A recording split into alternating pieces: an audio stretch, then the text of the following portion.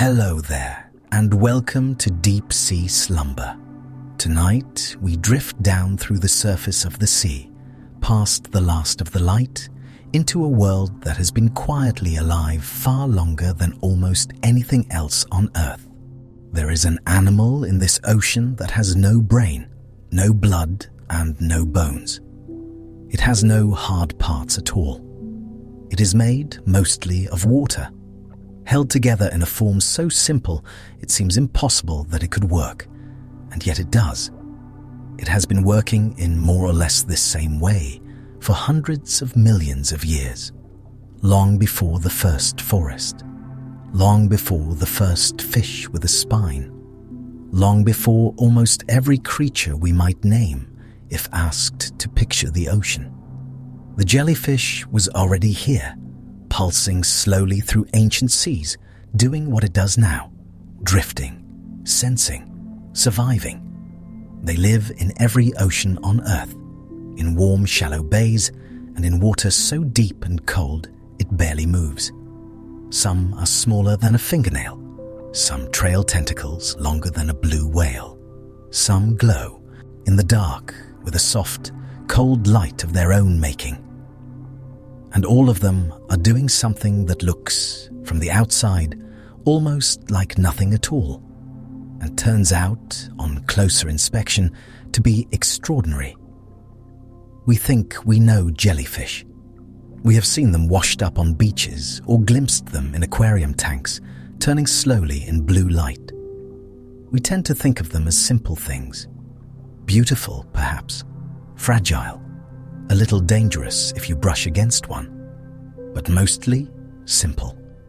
Tonight, we will find out how wrong that is. Not in a startling way.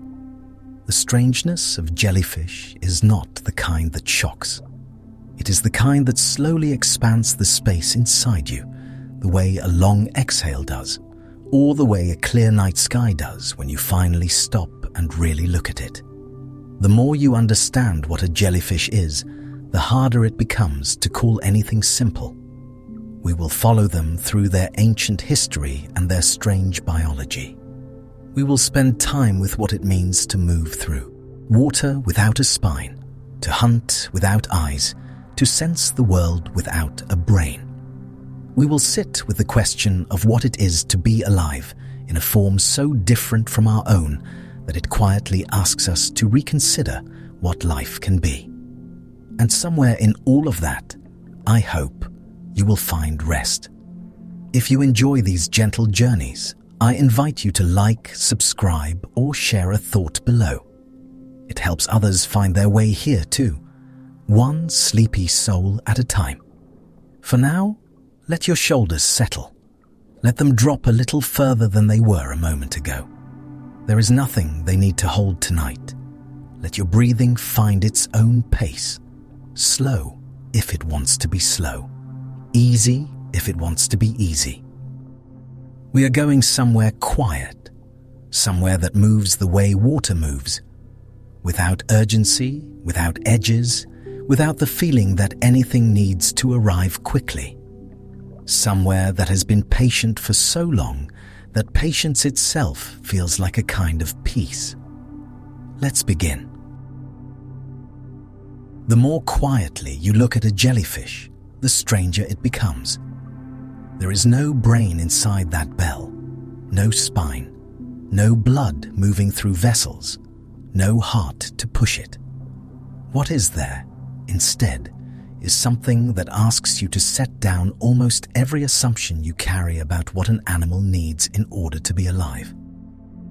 And yet, here they are, 500 million years of evidence that those assumptions were never requirements, only habits. A jellyfish has no brain. That sentence is worth sitting with for a moment. Not because it is shocking, it is not, exactly, but because of what it implies. Every response you have ever had to the world has been organized by a brain. Every sensation, every decision, every moment of noticing. It is so fundamental to your experience of being alive that it is nearly impossible to imagine what life is without one. And yet, A jellyfish lives without one entirely. It senses, it moves, it responds, it survives. Something is happening inside that animal, and none of it requires a command center. What a jellyfish has instead is called a nerve net. It is exactly what it sounds like: a loose, distributed web of nerve cells spread across the body with no central point, no hierarchy, no place where all information collects and is processed. Signals travel through it in all directions at once. There is no headquarters. There is no delay while a message travels up to the brain and a decision travels back down. There is just response. Immediate, whole body, everywhere at once. In other words, the jellyfish does not think about pulling away from something sharp. It simply pulls. The whole animal participates in the decision without any part of it being in charge. This design is ancient in the deepest sense. The nerve net is one of the oldest forms of nervous tissue on Earth. Long before anything like a brain evolved, animals were already using distributed networks to sense and respond to the world around them. The jellyfish did not fail to develop a brain. It solved the problem of being alive in a different direction, one that has worked so well for so long that there was never any pressure to change it. That is worth noticing. We tend to assume that more centralized means more advanced, that a brain is an upgrade from a nerve net. But that framing belongs to us. It describes our lineage, not all lineages. The jellyfish has been navigating oceans, finding food, avoiding danger, and reproducing for hundreds of millions of years with no brain at all. Whatever a brain is for, the jellyfish found another way.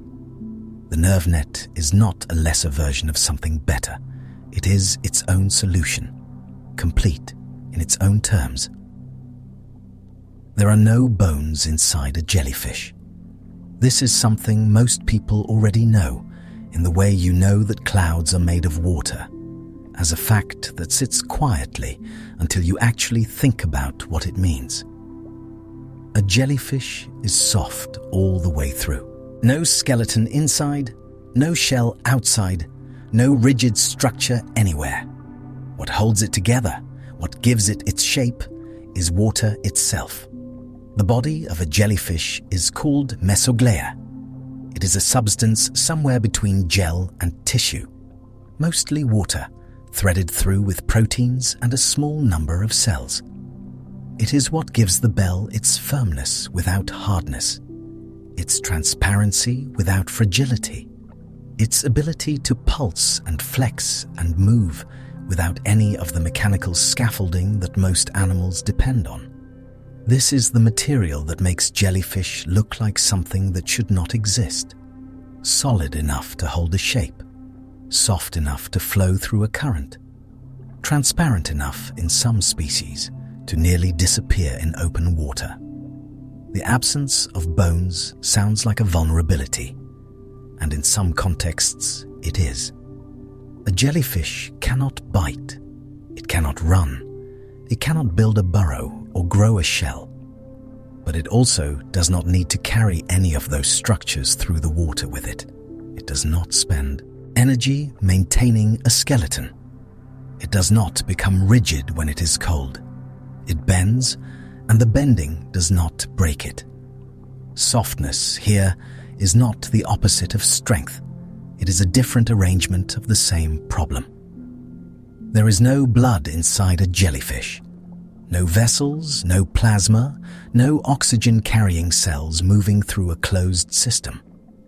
The body of a jellyfish is thin enough and permeable enough that gases simply diffuse in and out through the tissues directly. Oxygen passes in from the surrounding water. Carbon dioxide passes out. No pump required. No delivery system required. The ocean itself does the work. This is only possible because of the shape. The bell is never very thick. Even in large jellyfish, the tissues remain close enough to the surface that diffusion can reach them without assistance. The animal's architecture is, in part, a solution to the problem of not having blood. Stay thin, stay permeable, let the water in. It is a strange kind of intimacy. The ocean, moving through the animal inseparable from the medium it lives in. Not just swimming in water, being, in some essential way, made of it and by it, and in continuous exchange with it. The boundary between the jellyfish and the sea is not as clear as it might appear from the outside. And yet, this animal, with no brain and no bones and no blood, senses the world with remarkable precision. Many jellyfish have structures called rhopalia, small sensory organs tucked between the lobes of the bell, usually 8 of them, evenly spaced. Each rhopalium contains several different kinds of sensors. Some detect light, some detect gravity, some detect the pressure and movement of water nearby. The gravity sensors are especially worth pausing on.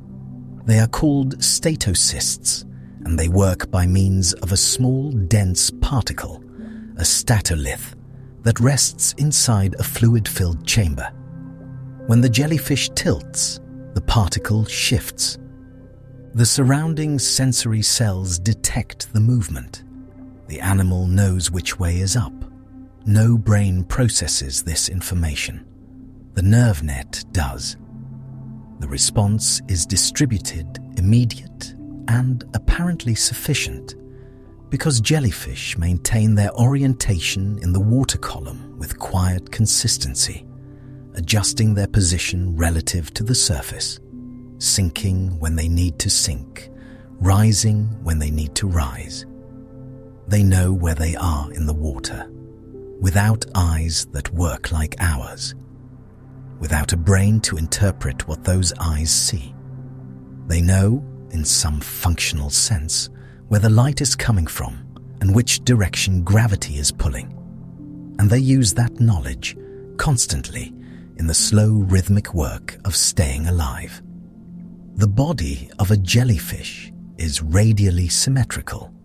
This means that if you drew a line through the center of the bell in any direction, the two halves would mirror each other. Not just left-right, any direction. The animal has no front and no back, no preferred side.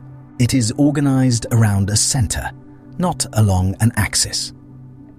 Most animals you can think of are bilaterally symmetrical. A left side and a right side, a front end and a back end, a direction of travel. That design reflects a life spent moving toward things and away from them, a body built for directional navigation. A head at one end where the senses concentrate. A brain to process what the senses find. A jellyfish does not need a head because it does not have a front.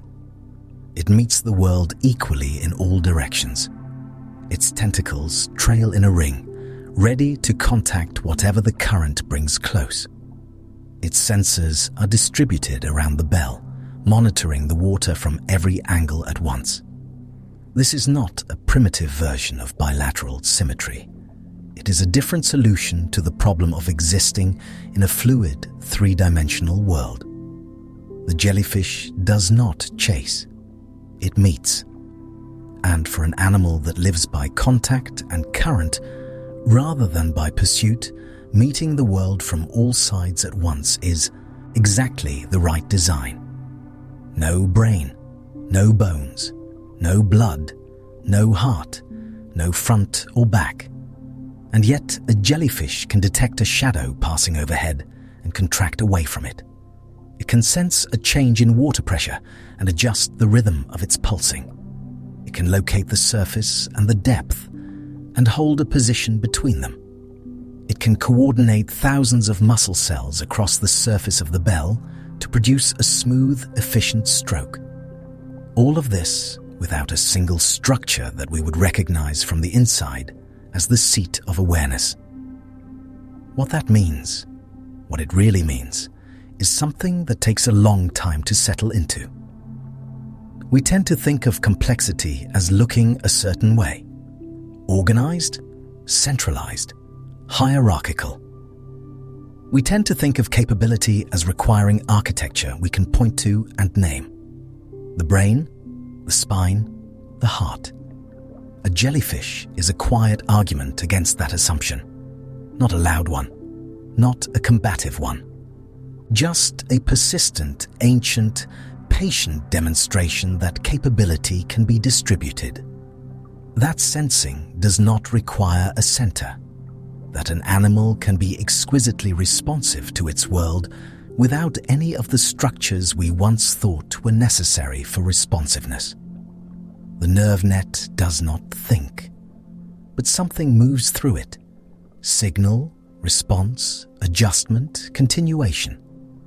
Something that allows this soft and boneless animal to persist in the water, to find its depth, to meet the world as it arrives. What we call that something may matter less than the fact of it. It is there. It has always been there. Long before brains were invented, long before bones, long before blood, this quiet, distributed aliveness was already moving through the ancient sea. And it still is. And once the body stops looking empty, it starts to look beautifully engineered. Consider what a jellyfish is made of. Roughly 95% water. The remaining 5% is mostly protein and a small amount of structural material. What holds all of that together? What gives a jellyfish its shape, its firmness, its capacity to pulse and press and recover, is a substance called mesoglea. It sits between two thin layers of cells, filling the bell the way water fills a balloon, except that it is not passive. It is not simply there. It is the architecture. Mesoglea is a gel, not a metaphor for gel, an actual hydrogel, a mesh of protein fibers suspended in water so thoroughly that the two have become almost indistinguishable from each other. It is elastic. When the bell contracts, the mesoglea stores that energy the way a compressed spring stores it. When the muscles relax, the mesoglea releases the energy back, pushing the bell open again without any additional muscular effort. The jellyfish does not have to work to expand. It only has to work to contract. The rest happens on its own. That is a remarkable thing to sit with. An animal that gets half of every movement for free. In engineering, there is a concept called elastic energy recovery. Springs use it. Tendons use it. Certain birds store it in their leg joints when they land, releasing it again when they leap. Jellyfish have been using it for hundreds of millions of years. Their entire body is a spring, not a rigid one, not a coiled one, but a soft, three-dimensional, water-filled spring that contracts and rebounds with a quiet, rhythmic efficiency that most engines would not match. Softness, here, is not a compromise. It is the design. The bell's contraction is managed by a ring of muscle fibers that runs around the underside of the umbrella like a band. When those fibers shorten, the bell narrows and deepens, pushing water downward and behind. The jet of expelled water propels the animal forward or upward, depending on orientation. Then the mesoglea does its work. The bell springs back open. Water floods in. The cycle begins again. What makes this movement so efficient is not speed. Jellyfish are not fast swimmers. They are not trying to be. What they achieve is something closer to economy, the lowest possible energy cost for the highest possible distance traveled.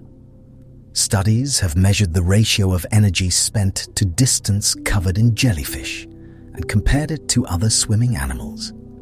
Jellyfish rank among the most efficient swimmers in the ocean. More efficient than fish. more efficient than squid. The soft, pulsing, brainless animal with no skeleton turns out to be one of the most hydrodynamically elegant creatures alive. Weakness, again, becomes something else entirely on closer inspection.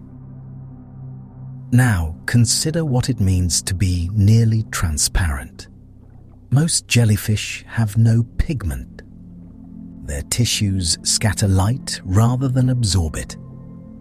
In shallow water, this can make them shimmer, catching and bending the wavelengths that pass through, producing the faint blue or violet glow that makes a moon jellyfish look lit from within, even when it is not. In deeper water, in the dim zone where sunlight barely reaches, transparency does something different. It makes the animal almost vanish. A predator looking for prey uses contrast. It looks for something that stands out against the background. A darker shape, a brighter shape, a shape that interrupts the light in a recognizable way. A transparent body does none of that. It lets the light through. It bends with the color of whatever is behind it. In open water, where the background is simply more water, a transparent animal becomes a ghost, present but invisible in the way that still air is invisible. You are inside it before you know it is there. This is not camouflage in the usual sense. Camouflage requires matching, a specific background. Transparency works on any background. It is a more general solution. An animal that can be seen through does not need to hide. It simply needs to remain itself, and the water does the rest. Some jellyfish take this further. The crystal jellyfish, Equoria victoria, is so transparent that in daylight, in open water, it is nearly impossible to see. Its bell is colorless. Its tissues are colorless. Even its organs, such as they are colorless. It drifts through the water like a lens, bending light without blocking it, present and absent at once. And yet this near-invisible animal would eventually change the course of biological science in a way that almost no one could have predicted, though that belongs to a later part of this story. For now, it is enough to notice that transparency is a kind of architecture too, not a failure to have color, a decision made over vast evolutionary time to let the world show through. Then there is light. Some jellyfish produce their own. Bioluminescence in jellyfish is not rare. Many species, particularly those that live in deeper water, can generate cold blue-green light from within their own tissues. The mechanism involves a chemical reaction, a molecule called luciferin combining with oxygen in the presence of an enzyme called luciferase, releasing energy as light rather than heat. The process is extraordinarily efficient. Nearly all of the energy becomes light. Almost none is wasted as warmth. In the deep ocean, where sunlight has long since faded, this light serves purposes that researchers are still working to fully understand. Some species seem to use bioluminescence as a warning, a flash of light when disturbed, which might startle a predator or attract a larger predator to the one that disturbed it. Others may use it to attract prey. Others still may simply produce it as a byproduct of cellular chemistry, a kind of metabolic glow that has no single purpose but has been kept because it costs little and occasionally helps. Imagine sinking slowly through water that has no light at all, not dim, absent. And then a jellyfish passes, trailing the faintest blue-green luminescence along the edges of its bell, each pulse sending a brief wash of color through the dark. It does not know it is beautiful. Beauty is not what it is doing. It is simply being what it is, in the only way it knows, and the light is part of that. The ocean at depth is full of this kind of light. Not constant, occasional, not bright, barely enough. Scientists who have lowered cameras into the deep ocean and turned off their own lights have observed that the water is not entirely dark. It flickers. Living things move through it, illuminated by themselves, for reasons that are not always clear and perhaps do not need to be. A jellyfish, producing light in the deep ocean, is not performing. It is not signaling to us. It is simply part of a world that generates its own illumination from the inside, quietly, in the cold, and the pressure and the dark. That world has been doing this for a very long time. The bell is only part of the structure. Trailing below it, sometimes for a few centimeters, sometimes for many meters, are the tentacles and oral arms. Tentacles are thin. In many species, they are nearly as transparent as the bell itself. They can extend far beyond the body, hanging in the water like threads, waiting. They are not rigid. They move with the current, spreading and contracting, reaching and retreating. In a large lion's mane, jellyfish, tentacles can trail for 30 meters or more, longer than a blue whale. Most of that length is simply hanging in the water, patient, available, doing nothing in particular until something touches it. The oral arms are different, thicker, more structured, often frilled or folded. They hang from the center of the bell and serve to move captured food toward the mouth. In some species, they are elaborate, branching, layered, textured in ways that maximize surface area. In others, they are simpler, but in almost all cases, they share the same quality as the rest of the animal. They are soft, flexible, and designed for contact rather than pursuit. There is something in this that keeps returning. The jellyfish is built for reception. Every part of it, the bell that pulses upward and lets the animal drift back down, the tentacles that hang and wait, the oral arms that fold inward with whatever arrives, it is oriented toward receiving the world rather than chasing it. It does not go looking.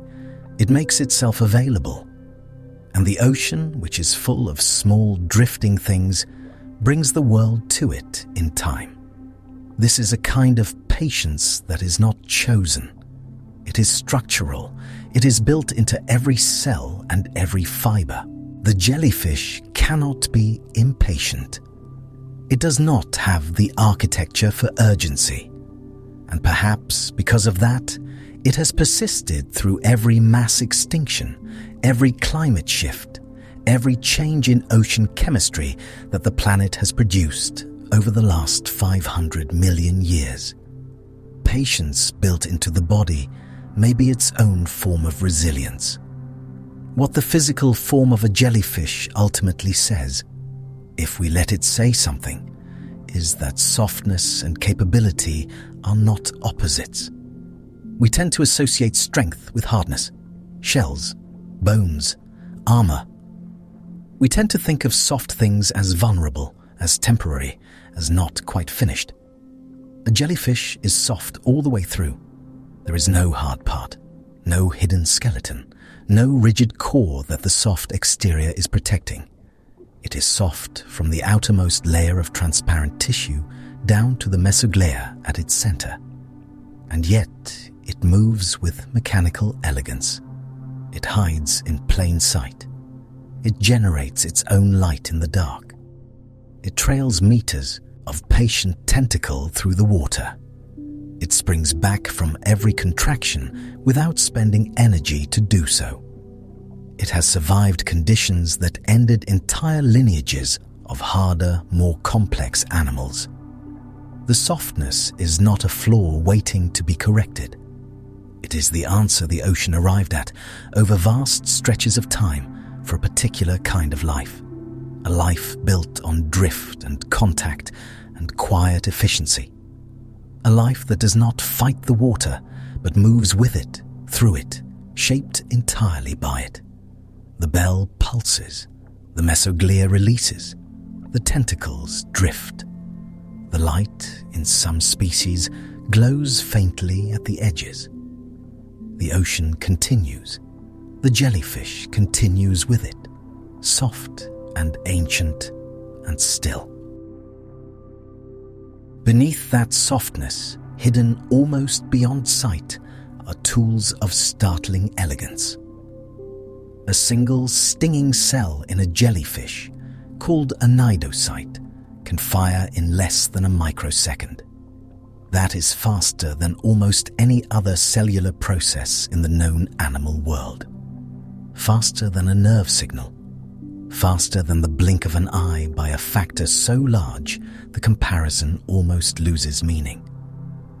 And yet, it is happening constantly in thousands of cells, along every trailing tentacle, in an animal that has no brain to coordinate any of it.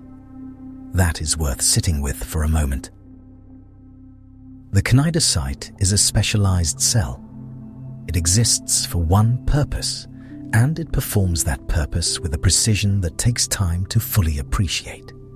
Inside each cell is a coiled, hollow, thread-like structure called a nematocyst, a capsule wound tightly under enormous internal pressure, like a spring compressed far beyond what seems reasonable for something invisible to the naked eye. The nematocyst sits waiting. It has a trigger, a hair-like projection on the surface of the cell that responds to chemical signals and physical contact. When the trigger fires, the capsule opens. The coiled thread erupts outward, and in some species can penetrate the surface of whatever it contacts, delivering a chemical that disrupts the target's nervous system or muscle function.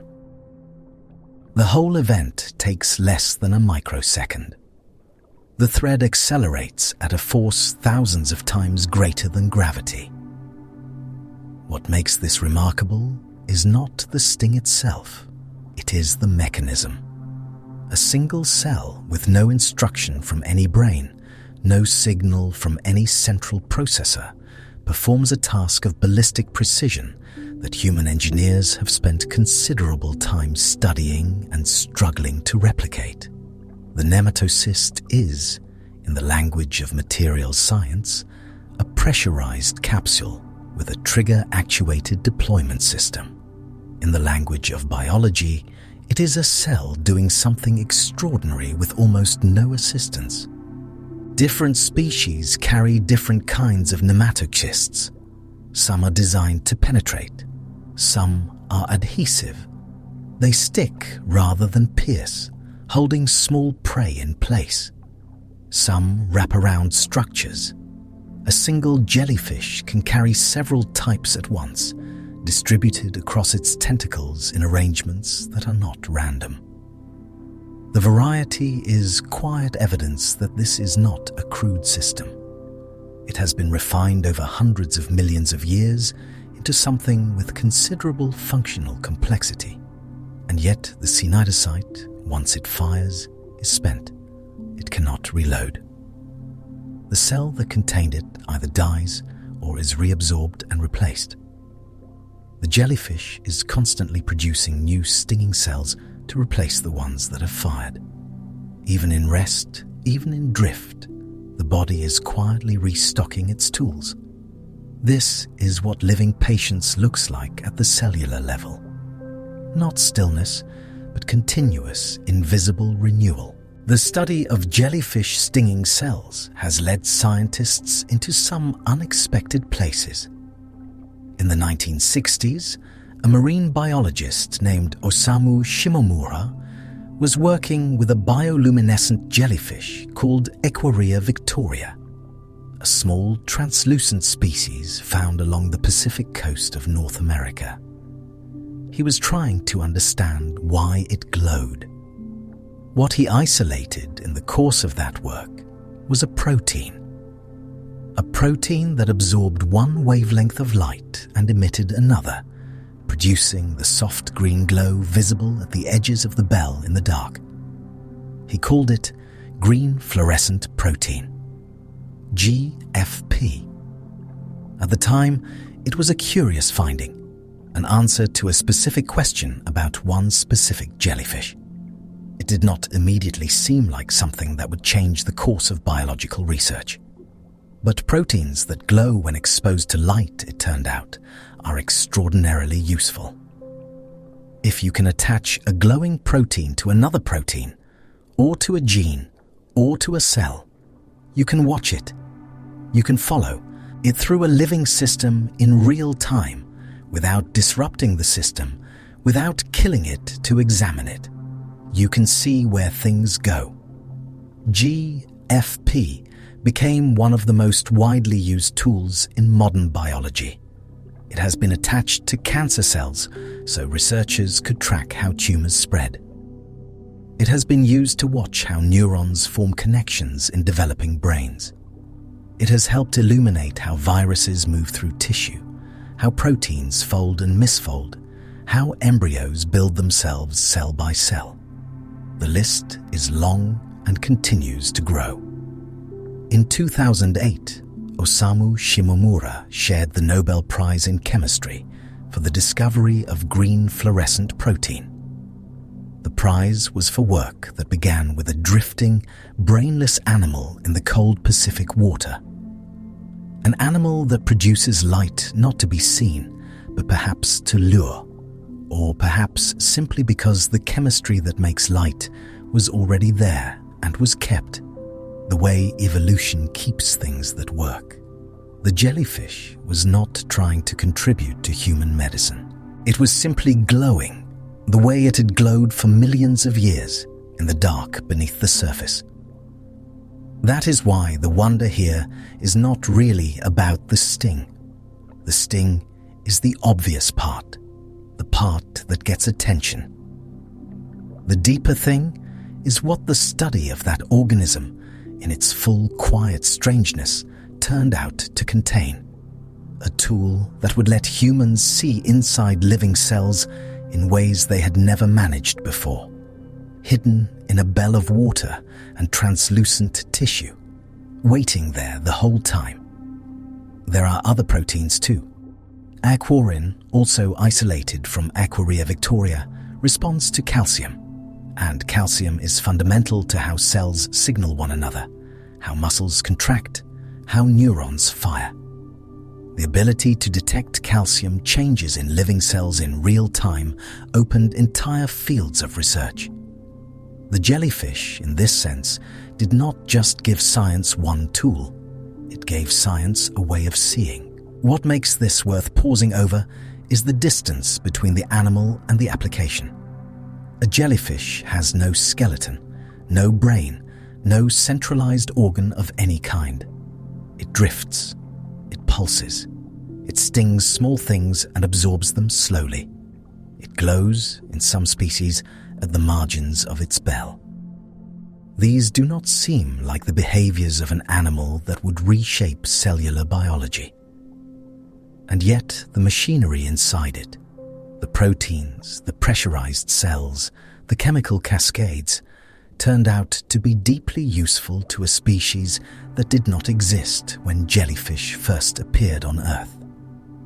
This is what evolution accumulates over vast stretches of time. Not just adaptations for survival, but structures and chemistries of such precise complexity that they become, in different hands and different contexts, tools for understanding life itself. The nematocyst, in particular, has attracted attention from engineers and materials scientists. The pressurization mechanism, the way the capsule maintains extraordinary internal pressure, then releases it in a controlled and directional way in less than a microsecond, has no clean equivalent in human technology at that scale. Researchers studying microneedles and drug delivery systems have looked carefully at how nematocysts are built, how they store energy, and how they release it. The jellyfish did not invent this mechanism. The mechanism emerged from the slow accumulation of small changes over time. But the result is a structure of such refined function that it still outperforms anything humans have been able to engineer at the same size. There is something quietly humbling about that. The cnidocyte is not large. It is not visible without magnification. It exists in an animal that most people think of, if they think of it at all, as something soft and simple that washes up on beaches. And inside, it is a pressurized ballistic mechanism that fires faster than human technology can replicate, attached to a chemical delivery system that has been refined over 500 million years.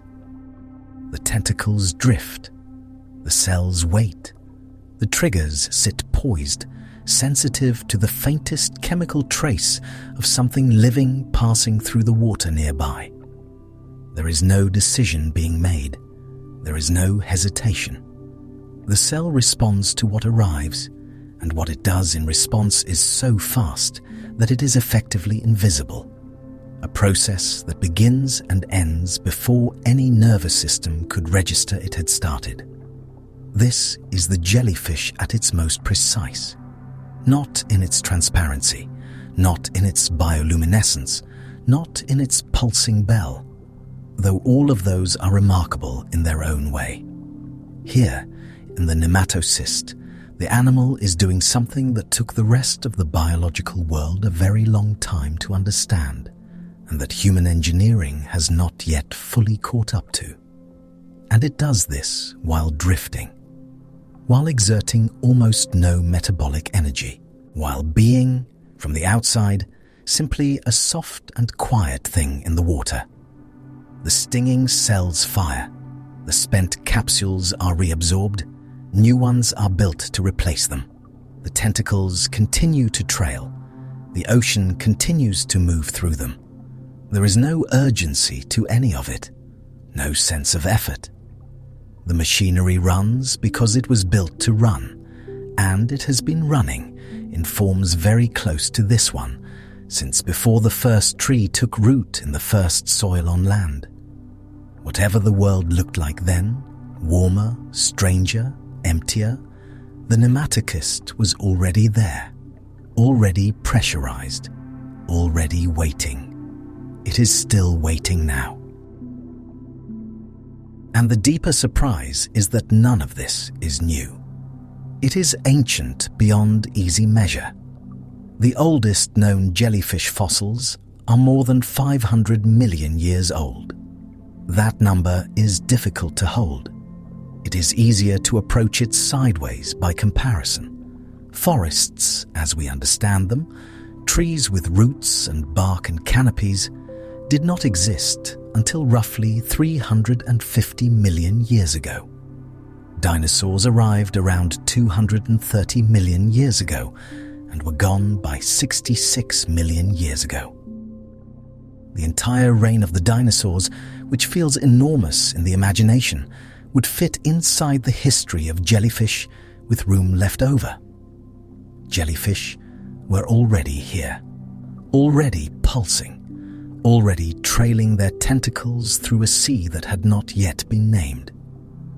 What this means is that jellyfish have been solving the problem of being alive for longer than most of the living world has existed. That is not a small thing to sit with.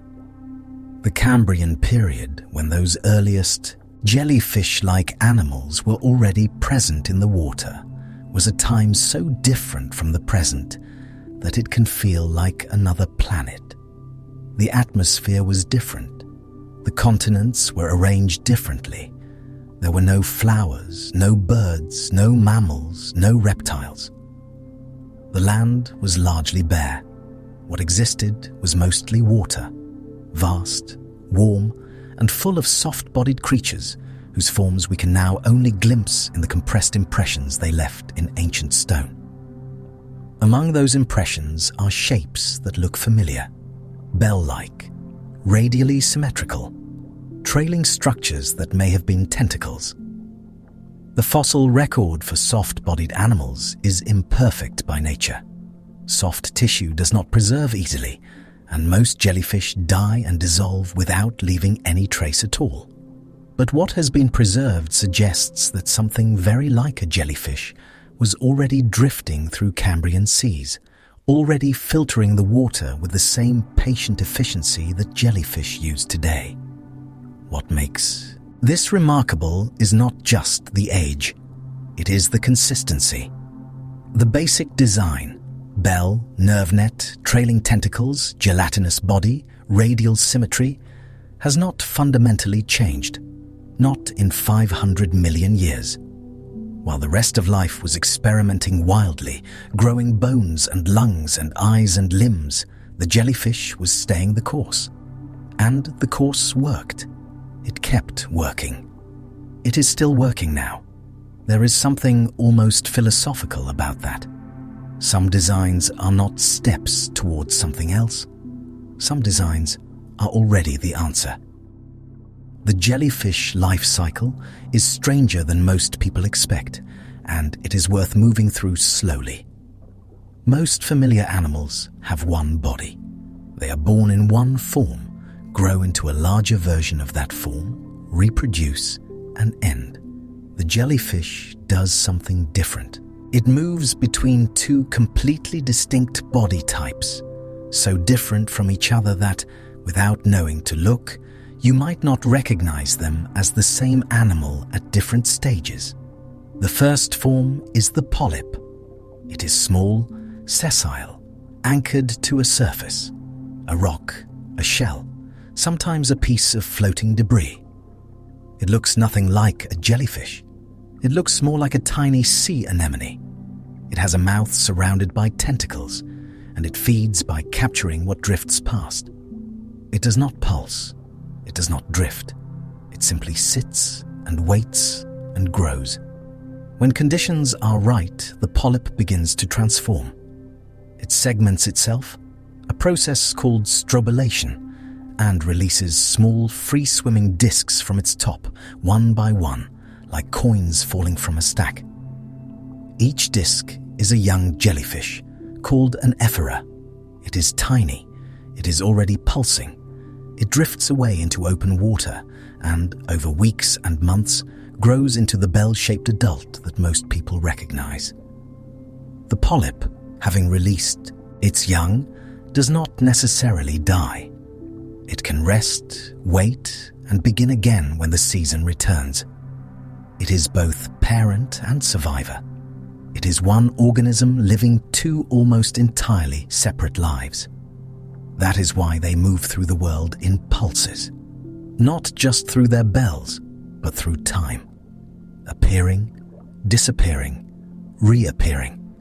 A bloom of jellyfish in summer is not a sudden arrival. It is the culmination of a life cycle that has been quietly underway in the dark for months. Some species carry the logic of transformation even further. Turritopsis dochni is a small jellyfish, a centimeter or less across, found in warm ocean waters, easy to overlook. What it does is not easy to overlook. Under certain kinds of stress, starvation, injury, aging, it does not die in the way most animals die. Instead, it undergoes a process called transdifferentiation. Its cells revert to an earlier developmental state. The adult jellyfish contracts, sinks, and gradually transforms back into a polyp. Not a new polyp, the same organism returned to a previous form. It is not immortal. It can be eaten. It can be killed by disease, or injury, or sudden environmental change. But when left to its own biology and given time, it can reset. It can start the cycle again. Researchers have observed this process multiple times in laboratory settings. The mechanism is real. It is important not to overstate this. The jellyfish is not cheating death in any meaningful sense. What it is doing is something subtler and, in its way, more interesting. It is demonstrating that the boundary between life stages, the line between juvenile and adult, between one body and another, is not as fixed as it appears. Cells that have already become one thing can become something else again. The developmental path in this species is not a one-way road. Transdifferentiation happens in other contexts in biology, but rarely with this completeness, rarely with this consistency. The jellyfish is not unique in having cells that can change their fate. It is unusual in having an entire organism that can do so under stress as a survival strategy. What this means, quietly, is that the jellyfish has found a way to treat its own body as a resource. When the path forward closes, it returns to the beginning. Not because it chose to, because the biology allows it. Imagine standing at the edge of a forest that did not yet exist, looking out at a sea that had already been full of these animals for 100 million years. The sea has been full of them since before that imagined shore had trees, since before it had soil deep enough to hold roots. The jellyfish were there when the first plants were learning to survive on land. They were there when the first insects began to fly. They were there, drifting, when the first mammals were small and quiet, and living in the shadows of things that would eventually be gone. And they were still there after. That is what 500 million years of continuous presence means. Not that the jellyfish has stood still while the world moved. It has changed, speciated, diversified, filled new ecological roles as new oceans formed and old ones closed. But the underlying design has held. The bell, the nerve net, the gelatinous body, the tentacles, the two-stage life cycle, these have not been abandoned. They have been kept. Evolution does not keep things that do not work. The jellyfish is not a relic. It is not a survivor by luck alone. It is a form that has continued to function across more geological change than most lineages have ever encountered. Ice ages, mass extinctions, the rearrangement of continents, the rise and collapse of entire ecosystems. Through all of it, the jellyfish found a way to continue. There are now roughly 10,000 described species of Medusozoa, the group that includes true jellyfish and their close relatives. They range from the tiny Irukandji, a few millimeters, across and extraordinarily potent, to the lion's mane jellyfish, whose bell can exceed 2 meters in diameter and whose tentacles can trail for more than 30 meters below. They live in every ocean, from the tropics to the poles, from the sunlit surface to depths of several thousand meters where no light reaches at all. Some species bloom in such numbers that they can be detected by satellite. Others live solitary lives in deep water and are encountered so rarely that each observation is still considered significant. Some are colonial, not quite single organisms, not quite groups, but something in between that challenges the ordinary definition of an individual. The diversity within this ancient lineage is not simple. It is vast and still being mapped, and yet all of them share that original architecture. The one that was already present in the Cambrian, the one that has been refined and varied across 500 million years of ocean history without ever being fundamentally replaced. There is a kind of patience in that history that is hard to describe in ordinary terms. Human civilization is, at most, 10,000 years old. Written language is perhaps 5,000 years old. The oldest living trees are around 5,000 years old. These feel like long spans of time because they are longer than any individual human life. But they are fractions, small fractions, of the time that jellyfish have been drifting through the world's oceans.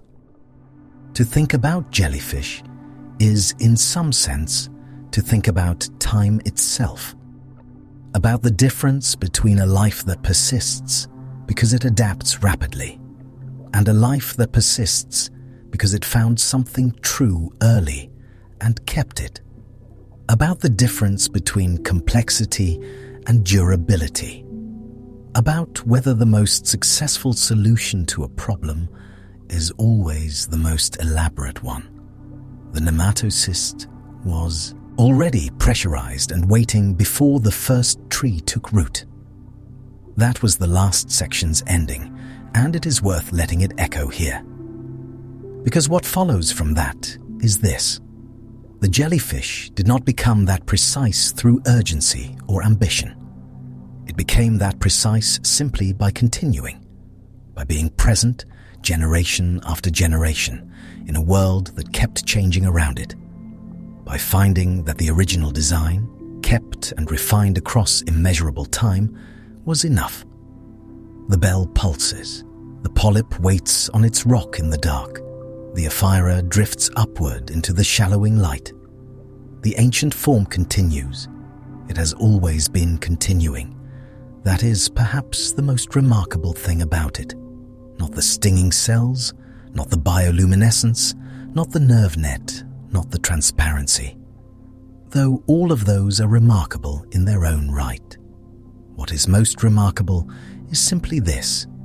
It has not stopped. For 500 million years in seas that no human eye has ever seen. Something shaped like this has been pulsing through the water. It is still pulsing now. Somewhere beneath the surface of the ocean, far from any shore, in water that is dark and cold and quiet, a jellyfish is moving, slowly, without urgency, without memory of any of the time that has passed.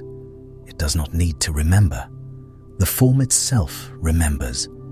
The design carries everything it needs. It has carried it for longer than forests have existed, longer than the dinosaurs lived and died, longer than almost anything else alive on Earth today has been here. And still it drifts, patient as the deep water, quiet as ancient things tend to be. But a body shaped by the sea is always a body doing something within it. The word for what a jellyfish does, that rhythmic, unhurried contraction and release, does not translate cleanly into anything we use for ourselves. We have words for walking, swimming, flying, crawling. We do not have a good word for pulsing forward through water by becoming momentarily smaller, then letting go. It is not swimming in any sense we usually mean. It is something older and something the sea seems to have thought of first. That pulse is worth staying with. It is how everything in this section begins.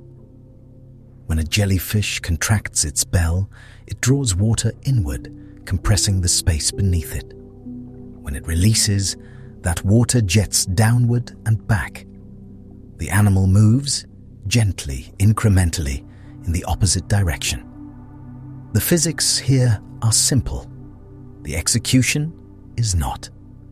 Each contraction requires the coordinated firing of muscles arranged in a ring around the bell's margin, timed by the nerve net that runs through the entire body.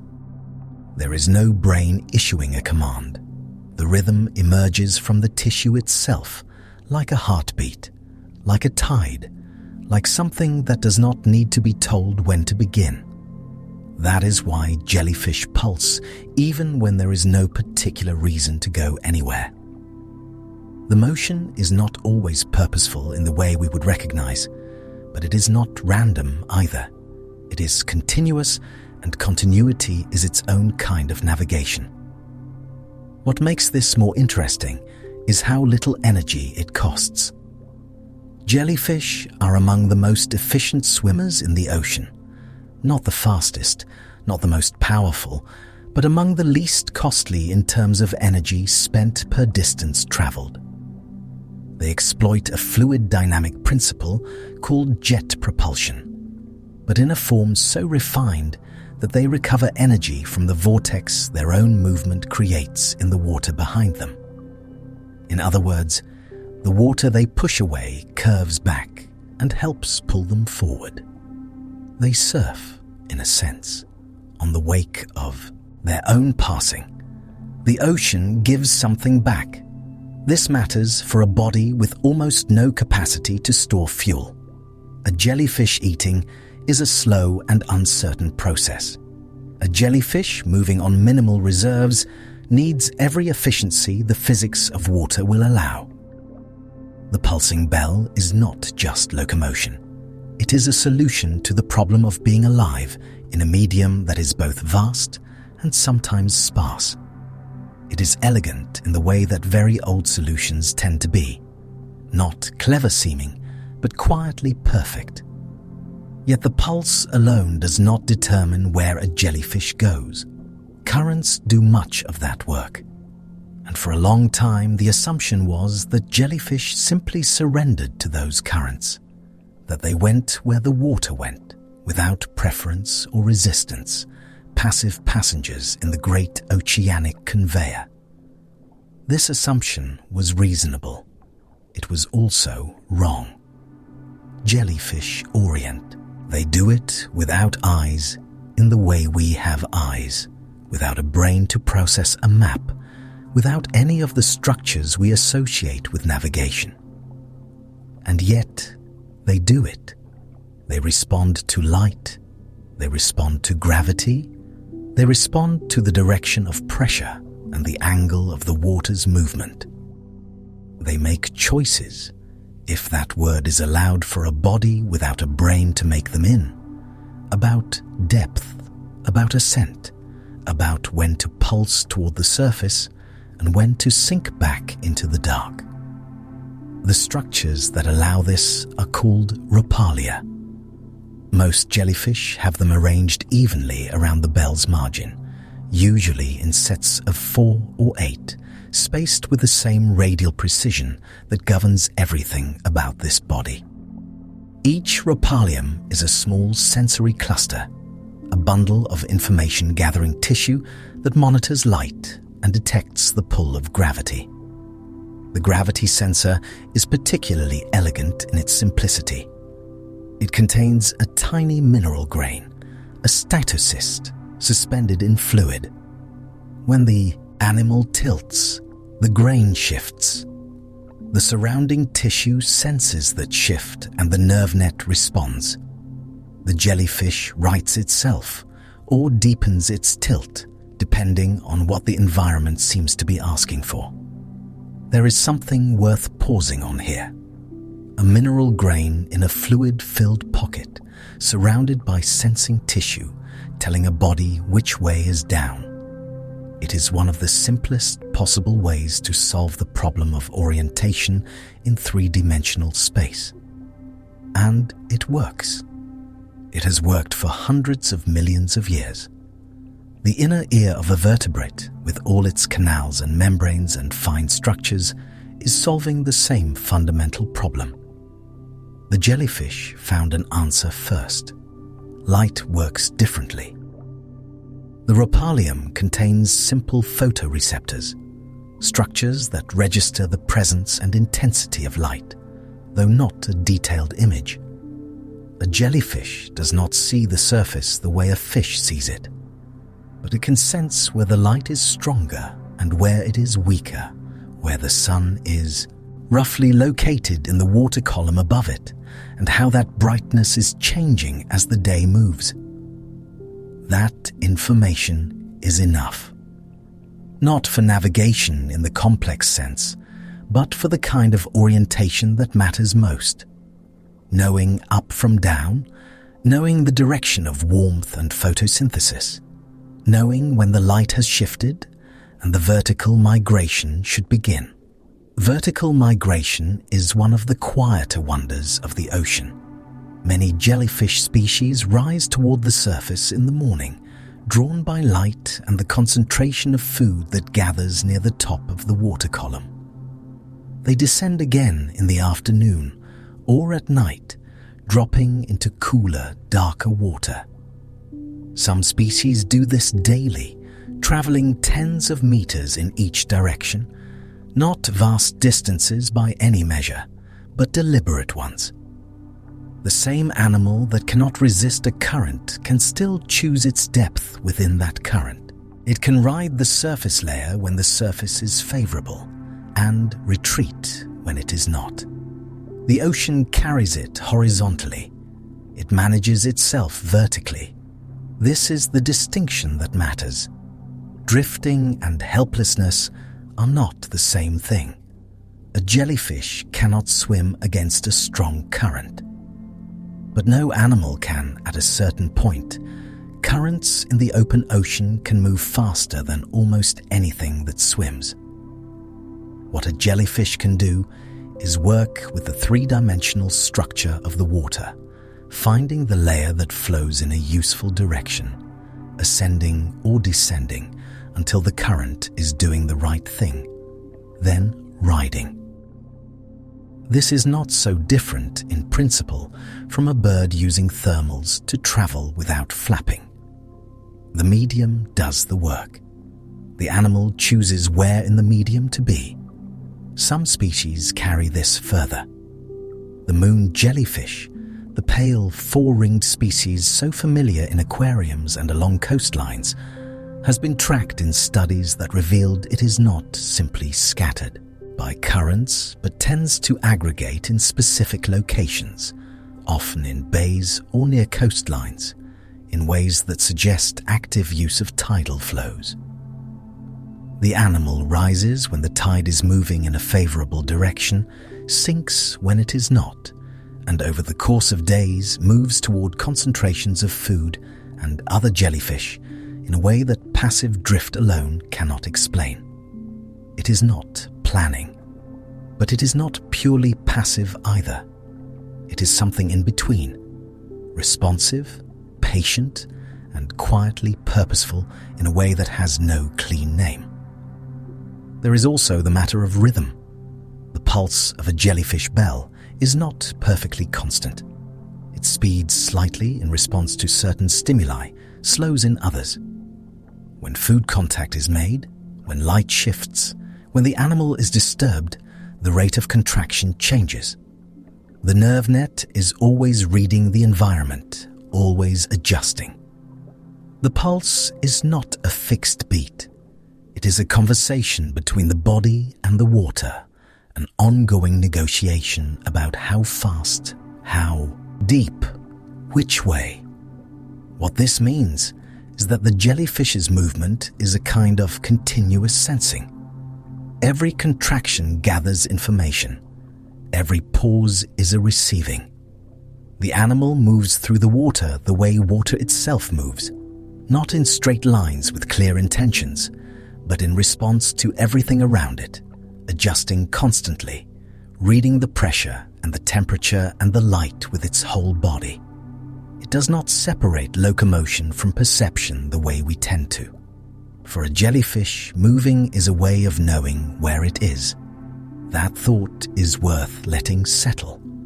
For an animal with no brain to process location, no memory to compare the present to the past, no map and no landmarks, movement itself becomes the mode of orientation.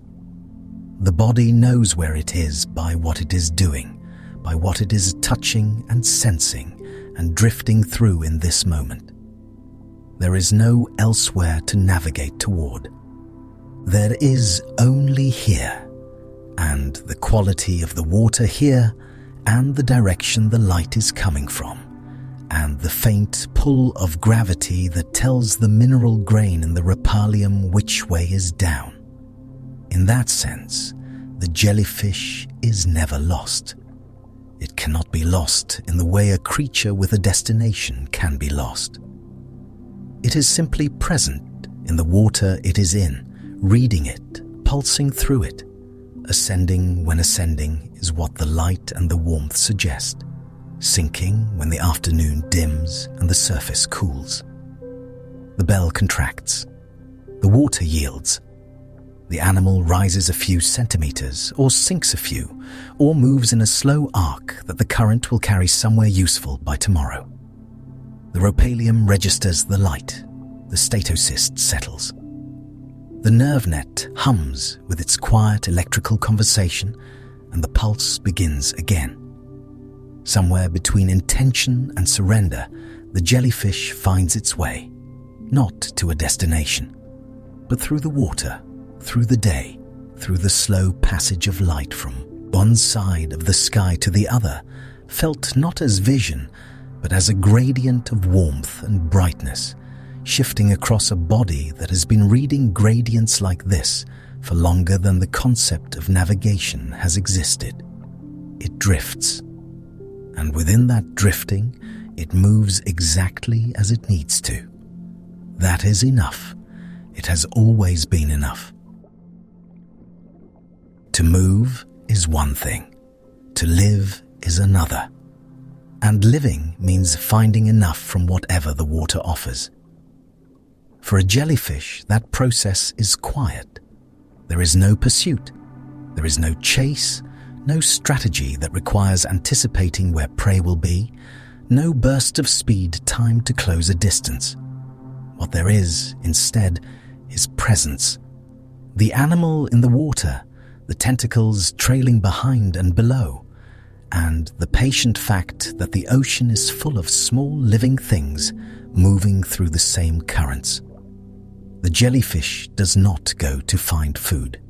It holds itself in the water, and the water brings the world through it. That is the whole of the method, and it works. The tentacles hang in the water column the way a net hangs in a river. Not rigid, not reaching, not searching, simply present. They extend below the bell in some species by only a few centimeters.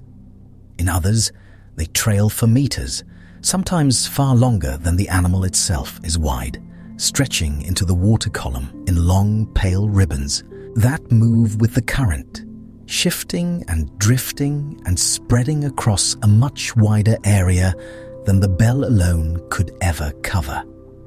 The lion's mane jellyfish, one of the largest species known, can extend tentacles that reach beyond 8 meters in length from a bell that may span less than a third of that. The bell is the animal. The tentacles are the reach of its hunger, patient and wide and still. What the tentacles are waiting for is contact. Plankton is everywhere in the upper ocean, though nowhere in great concentrations. It drifts in layers, thicker in some zones than others, more abundant near the surface when the light is right and nutrients are available. Copepods, tiny crustaceans barely visible to the naked eye, move through the water in their millions. Larval fish, arrow worms, small shrimp, fish eggs, the eggs of invertebrates, the early life stages of animals that will eventually become something quite different. All of these drift through the water column in enormous numbers, and all of them are potential food for a jellyfish moving through the same space. The tentacles simply need to be there when something passes through. When contact happens, it happens fast. The nematocysts along the tentacle's surface fire, those same microscopic coiled mechanisms explored earlier, each one responding to chemical or mechanical stimulation in milliseconds. The prey is held. In many cases, it is immobilized immediately. The tentacle then draws slowly toward the oral arms, the frilled structures that hang beneath the bell and surround the central mouth, and the captured animal is passed inward. The whole process, from first contact to ingestion, can take only a few minutes. Then the tentacle extends again, resetting into the water, ready. What is remarkable here is the economy of it. The jellyfish expends almost no energy in this process, beyond the slow pulsing that keeps it in position. It does not accelerate. It does not redirect. It does not even, in any meaningful sense, respond to the prey as prey. The capture is triggered not by recognition, but by contact alone. Any small thing that touches the tentacle in the right way will be caught. The system does not distinguish between a copod and a fragment of organic debris until the matter reaches the mouth. The intelligence, such as it is, has been distributed into the chemistry of the nematocysts themselves, not concentrated anywhere that would require a decision.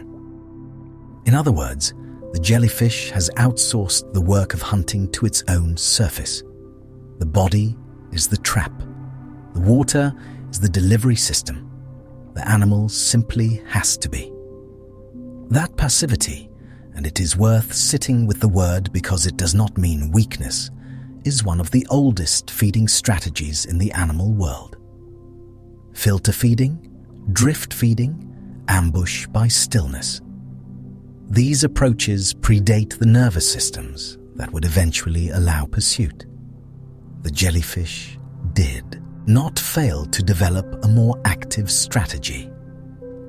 It arrived at this one first, long before the ocean contained animals fast enough to require a faster response, and it has never needed to change it. The water has always been full enough. The tentacles have always reached far enough. The nematocysts have always fired fast enough.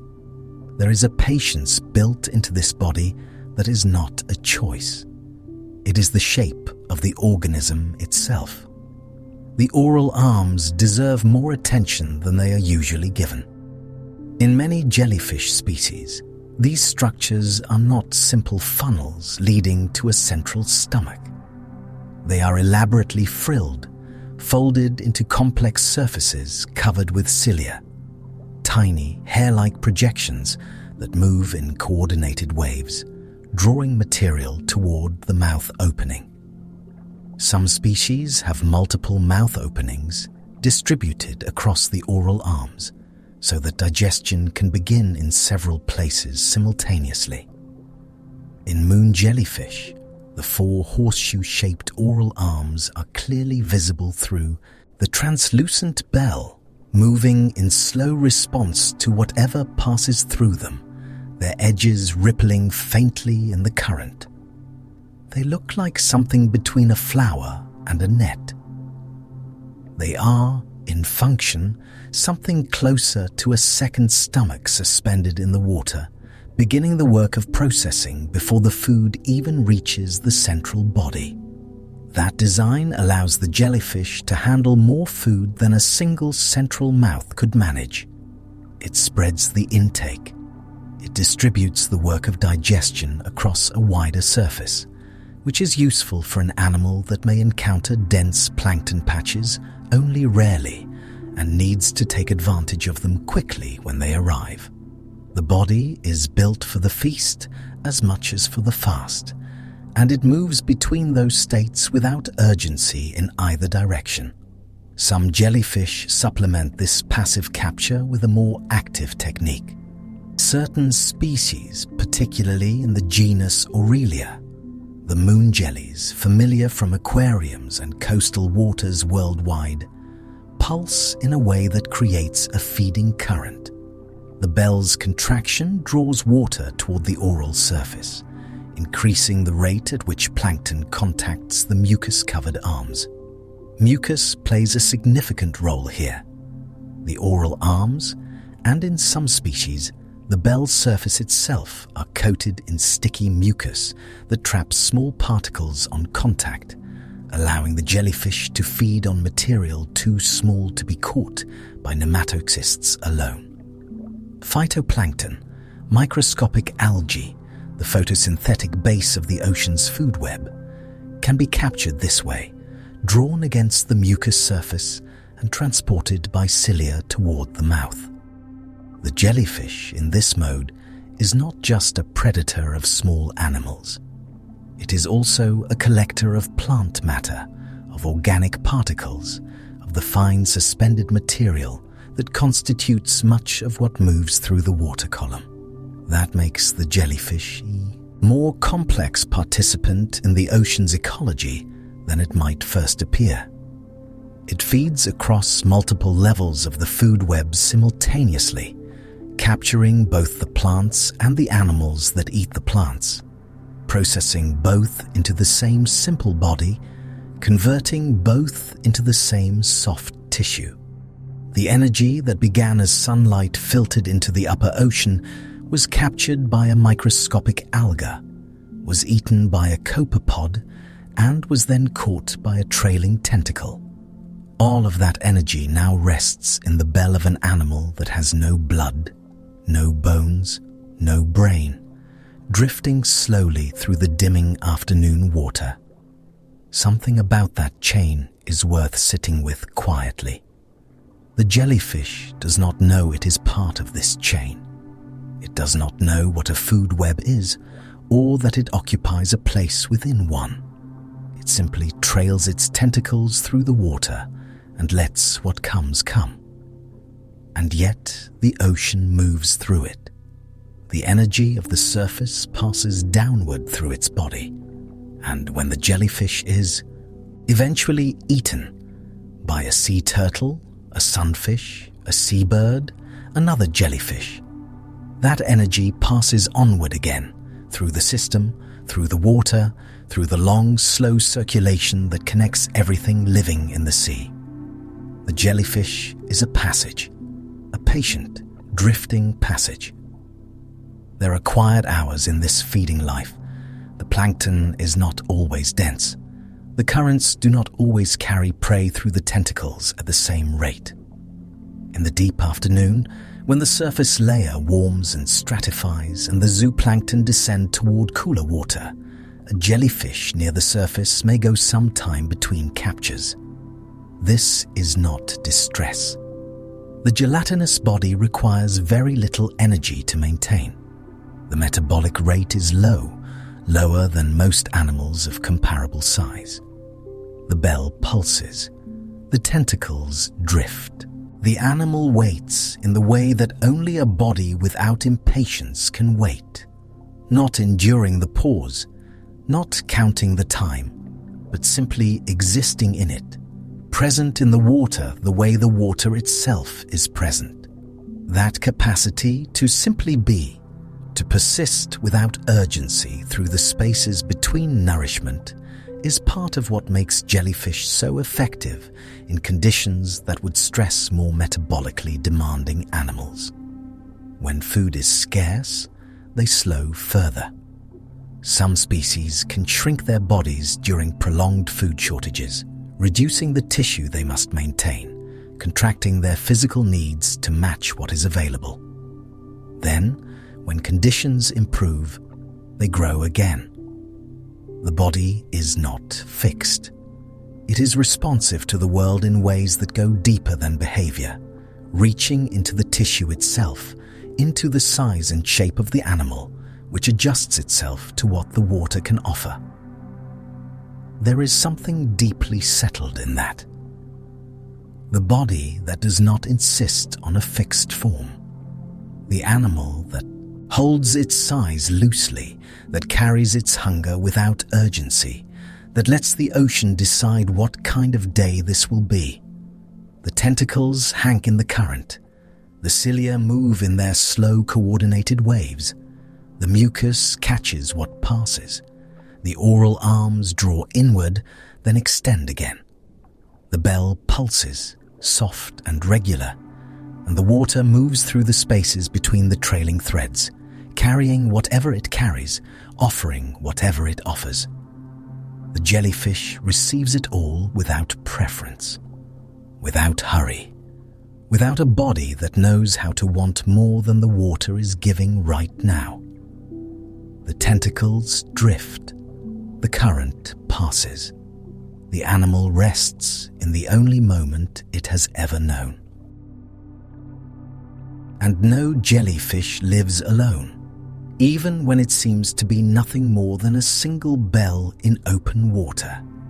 The ocean around it is full of others, not always visible, not always near, but connected through the same currents, the same temperature gradients, the same slow seasonal rhythms that govern what blooms and what retreats and what gathers in numbers large enough to change the color of the sea. There are times of year when jellyfish become abundant in ways that seem sudden, though nothing about them is truly sudden. A bloom, the word scientists use when jellyfish populations rise dramatically in a given area, is not an accident. It is a convergence, several conditions arriving at once, each one necessary, none of them sufficient alone. Warm water helps. Calm conditions help. An abundance of the zooplankton they eat helps most of all.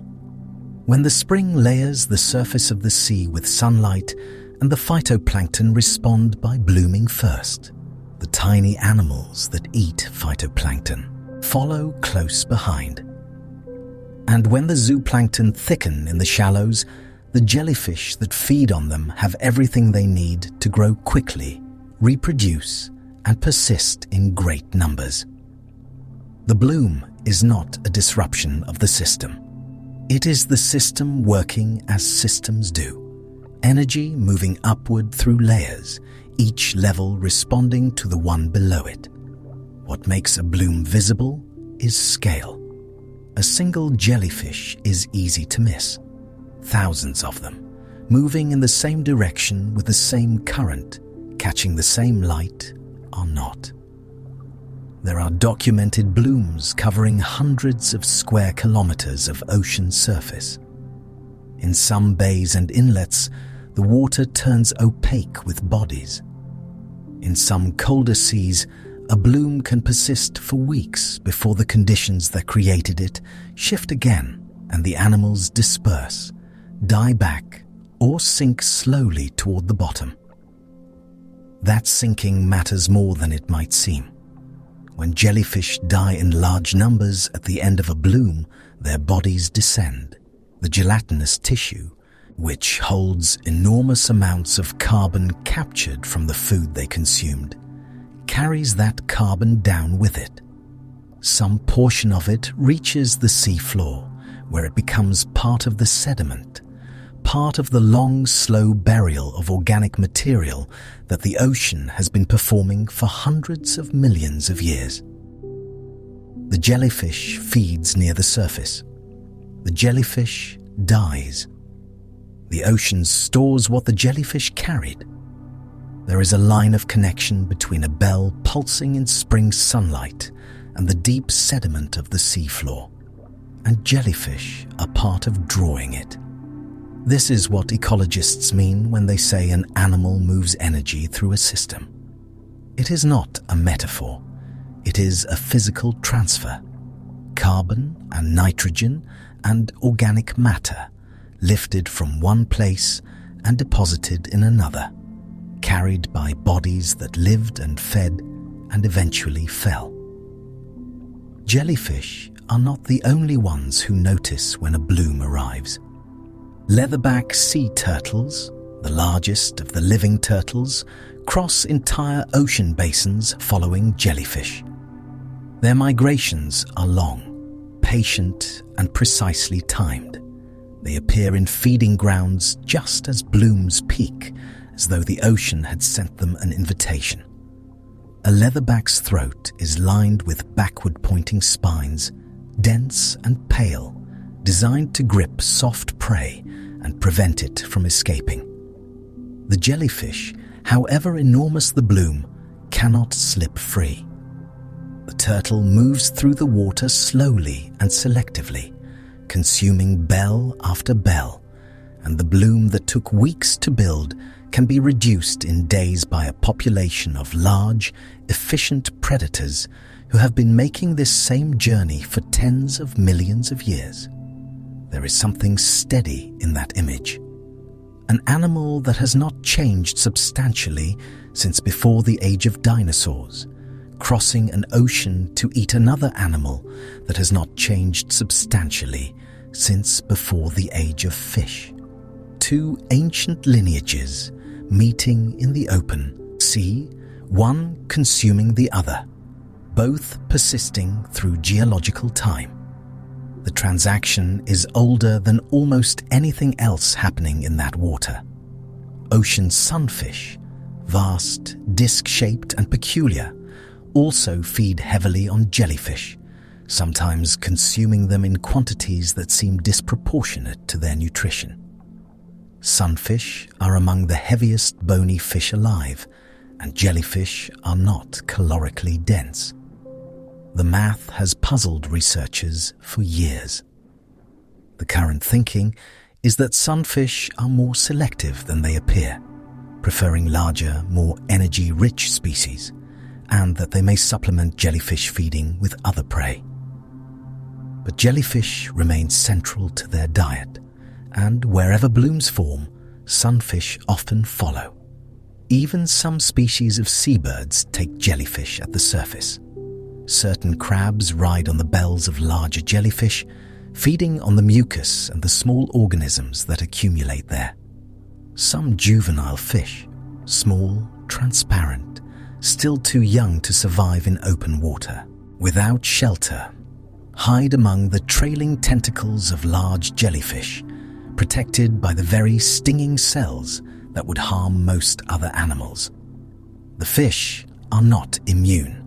They are simply careful. They stay close to the bell, away from the most heavily armed portions of the tentacles, and they move when the jellyfish moves, carried along as the passengers through water that would otherwise offer them no refuge. That relationship, the young fish sheltering beneath the bell, is one of the quieter and more affecting things in jellyfish ecology. The jellyfish does not benefit from the arrangement in any obvious way. It does not feed the fish or protect them intentionally. It is simply large and dangerous enough that the space near it becomes, for a small and vulnerable animal, the safest available place. The ocean makes use of what is already there. Some of those juvenile fish are species that will grow into significant parts of the food web. Herring, mackerel, various species whose adult forms feed larger predators. The jellyfish that sheltered them in their earliest weeks contributed in a quiet and unintentional way to the survival of animals that have nothing to do with jellyfish as adults. An ecological relationship that is not predation, not competition, not symbiosis in any formal sense, but something more diffuse, a passive contribution to the persistence of other lives. This is how ocean systems actually work, not as clean diagrams of who eats whom, but as overlapping networks of proximity, timing, and incidental connection, where an animal's presence shapes the possibilities available to dozens of other animals who may never interact with it directly. Jellyfish also eat in ways that affect the balance of what surrounds them. A dense bloom consuming large quantities of zooplankton shifts the composition of the water. Fewer copepods, fewer amphipods, more of whatever the jellyfish do not prefer. The fish that rely on those zooplankton may find feeding harder during a bloom, competing with an enormous gelatinous mass for the same small prey. This is one reason blooms receive attention from researchers, not because jellyfish are villains in some ocean story, but because their presence in large numbers is a signal worth reading. A bloom tells you something about the temperature, the nutrients, the state of the plankton, the fishing pressure on other species that might otherwise have eaten jellyfish polyps before they matured. A bloom is a message written in living bodies, and learning to read it takes time. The oceans have been warming. Certain coastal areas have been enriched with nutrients from land-based runoff, which encourages the phytoplankton blooms that eventually feed jellyfish. Some populations of fish that prey on jellyfish polyps have been reduced by overfishing. These changes, arriving together, have created conditions in some regions where jellyfish blooms are more frequent, larger, or longer lasting than historical records suggest they once were. This is worth knowing. It is not cause for alarm in this moment, in this quiet. It is simply part of the longer story of how ocean systems absorb change and express it, how the water reflects back what has been done to it. And jellyfish, ancient and adaptable, are among the first to reflect it. They are sensitive to temperature. They are sensitive to nutrient availability. They reproduce quickly under favorable conditions. In a changing ocean, they are not the problem. They are the response. They are the sea's answer to a question that humans have been posing for decades, written in translucent bells and trailing threads across hundreds of miles of warming water. There is something worth sitting with in that. An animal that existed before forests, that has survived every mass extinction the planet has produced, that asks almost nothing of the ocean except that it remain wet and full of small things to eat. And that animal is now, in its quiet, drifting way, telling us something. Not in words, not in warning, simply in numbers, in presence. In the particular way that an ancient and patient thing becomes more visible when the world around it shifts. The bloom passes, the season turns, the water cools, the zooplankton thin, the conditions that gathered so many jellyfish in one place begin to dissolve. The bells disperse, some sink, some are eaten. The water becomes clear again, or nearly so, and the sea returns to the particular quiet that follows abundance. But the polyps remain, attached to rock and shell and the undersides of docks, in the cold dark where the tidal current runs. They wait for the next season, the next warmth, the next bloom of the tiny organisms that will make next year's generation possible. The ocean keeps its record in these small, patient forms. The cycle continues without announcement. The water holds all of it, the bloom and the dissolution, the turtle and the young fish sheltering in the tentacles, the carbon descending slowly toward the seafloor, the polyp waiting on its piece of rock. The jellyfish is part of all of it, and all of it is part of the jellyfish, and the ocean moves through all of them the way it has always moved, carrying what it carries, offering what it offers, patient as the deep water, slow as the turning of the year. After a while, the question is no longer only how a jellyfish moves, but what sort of being is moving at all. We have looked at the bell, the tentacles, the nerve net, the nematocysts. We have followed the pulsing rhythm through open water and watched how a body with no brain can still navigate, feed, and respond with something that looks, from the outside, almost like intention. But there is a quieter question underneath all of that. Not what the jellyfish does. What the jellyfish is, on the inside, in whatever way inside means for a creature like this. That question does not have a clean answer, and that may be the most interesting thing about it. We tend to think of awareness as something that lives in a particular place, a brain, a center, a command structure that receives information, processes it, and issues a response. That is the model we know best, because it is the model we carry inside our own skulls. When we look for awareness in other animals, we often look for something that resembles that arrangement, something centralized, something locatable, something we could point to and say, there, that is where the experience happens. A jellyfish offers no such place. What it has instead is a nerve net distributed across the entire bell. A web of interconnected cells that spreads from one edge to the other with no single point of authority. When a signal moves through that net, it moves everywhere.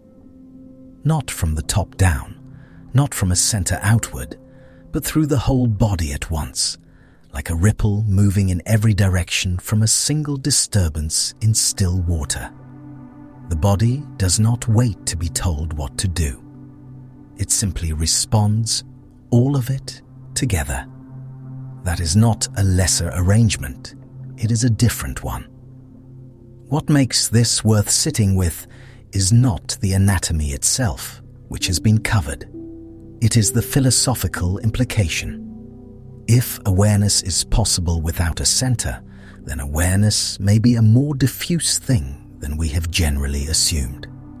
It may be less like a room with a single lamp and more like a sky full of scattered light. The jellyfish does not concentrate its sensitivity, it distributes it. Every part of the bell is, in some sense, in contact with the world. Whether that constitutes experience in any meaningful sense, no one can say with certainty. That uncertainty is not a failure of science. It is an honest reckoning with how little we understand about the interior lives of other beings, and perhaps with how narrowly we have defined the concept of interior life itself. We ask whether a jellyfish can feel, and the question almost answers itself in the asking, because the word feel carries so many assumptions about what feeling requires. A nervous system like ours, a brain to register and interpret, a self that persists between moments to remember what the last moment was like. A jellyfish may have none of that, or it may have something we do not yet have the right words for. There is a kind of awareness that is not reflective, not thinking about thinking, not building a model of the world and comparing it to previous models. Just contact, just the simple fact of a body in a medium, registering what is there, light or dark, warm or cold, still or moving, up or down. The statocysts, those small gravity-sensing organs at the bell's margin, are not interpreting the ocean. They are simply in relationship with it. The body tilts, the nerve net responds, the bell adjusts. The whole process is continuous and seamless, more like breathing than like deciding. That, too, is a kind of presence in the world. Imagine a life in which sensation is not a message sent to a distant headquarters, but simply what the body is doing all the time, everywhere at once. There is no waiting, no processing delay, no moment where experience is assembled from parts and handed upward to something that will decide what to make of it. The jellyfish is not building a picture of the ocean. It is simply in the ocean, as fully as a thing can be in something, with no layer of abstraction between its tissue and the world. Whether that is simpler than our experience or just differently structured, whether it is less than consciousness or something entirely outside the categories consciousness implies, we genuinely do not know. And yet, there is something in the rhythm of the jellyfish that feels, to a watching human, like a kind of peace. The slow, regular pulse, the unhurried passage through open water, the absence of urgency that we so easily project onto animals we recognize as intelligent and striving. The jellyfish does not appear to be searching for something it lacks. It does not appear to be in conflict. It moves, and the moving is sufficient. It contacts the world, and the contact is enough. That may be pure projection. We are very good at finding in animals what we wish were true. but it may also be something more honest. A recognition that a life organized entirely around the present moment, without memory, without anticipation, without the friction of a self that carries its history everywhere it goes, might have a particular kind of wholeness to it. Not the wholeness of richness and depth, but the wholeness of simplicity, the wholeness of a thing that is entirely what it is and nothing else. The jellyfish does not know that it is ancient. It does not know that it has survived 5 mass extinctions, that it predates the forests, that its lineage watched the first fish develop and the first plants colonize the land. It holds none of that. It carries no story of itself. It simply pulses in the water, in the dark, in the particular present moment that is the only moment it has ever occupied. There is something worth resting beside in that. We spend a great deal of our lives in time that is not now. In the past, reviewing and regretting. In the future, anticipating and preparing. The self that we carry is largely a narrative, a story we tell about continuity, about the thread that connects who we were to who we are to who we might become. That story is useful. It is also exhausting in ways we do not always notice until we stop. A jellyfish has no such story. It has only the pulse and the water and whatever the present moment contains.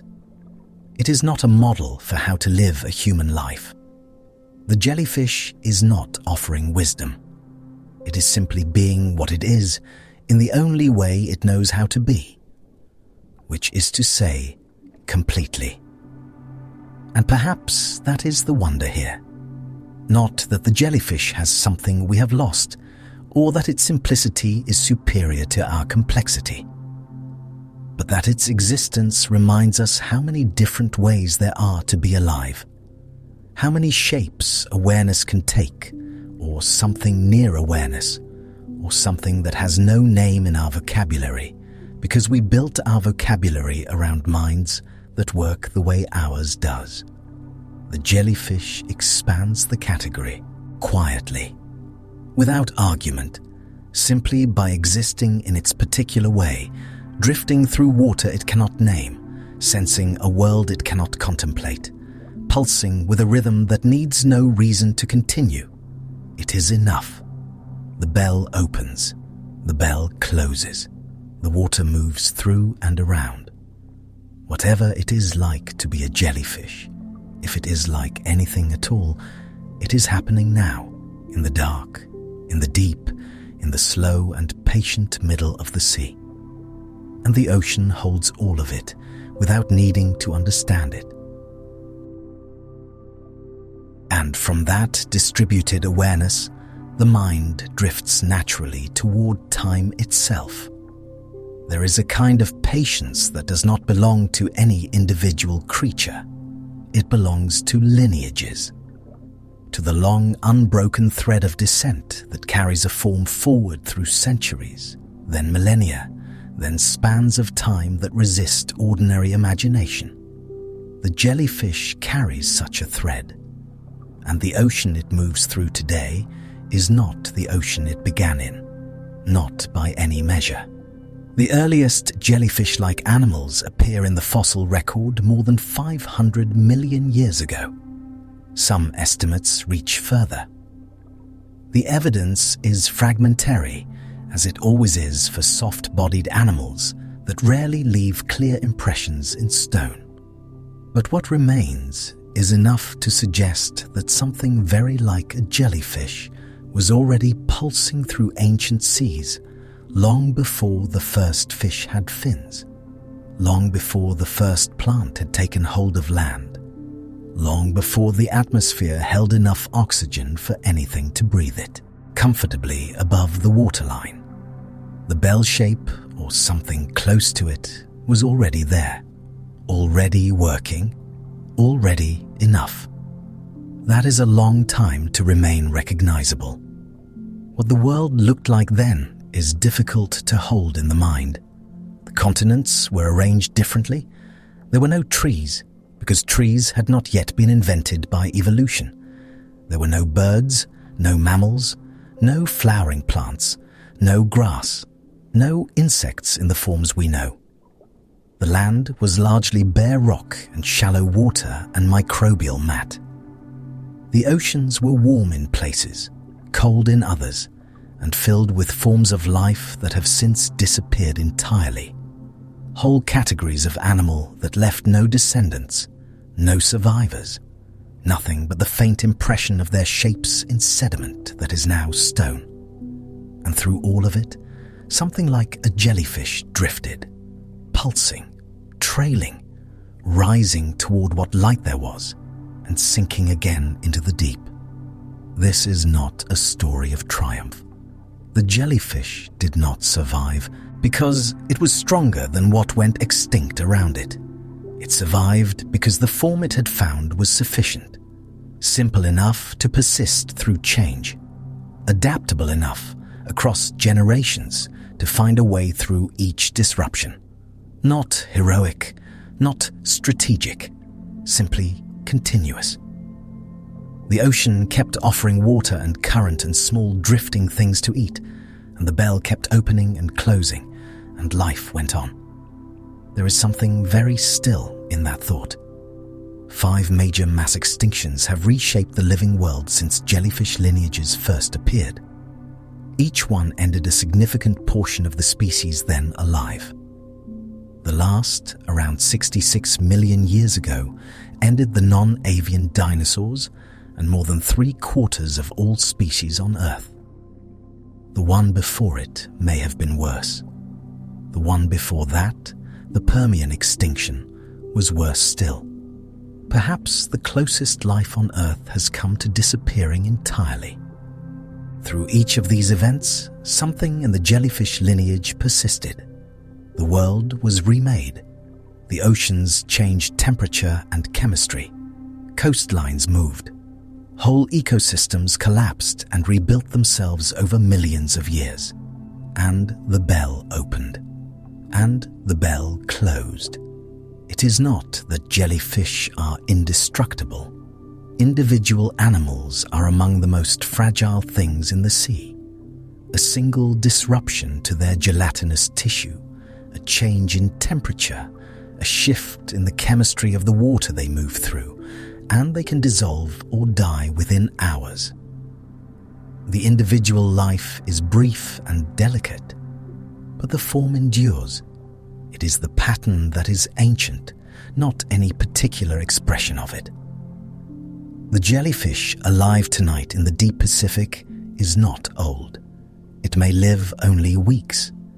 Yet it carries within its body a design that has persisted through time longer than the Atlantic Ocean has existed.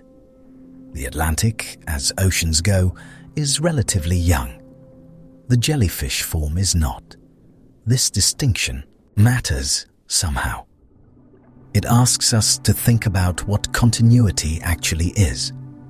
We usually imagine it as the persistence of a single thing, the same stone, the same river, the same animal.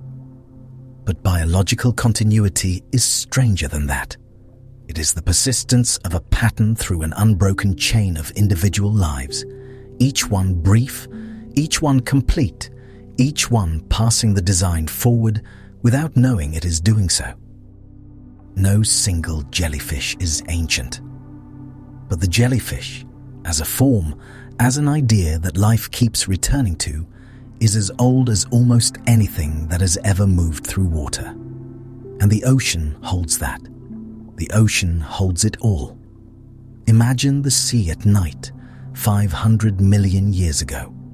No moon, perhaps, or a moon much closer to the Earth, larger in the sky, pulling harder at the tides.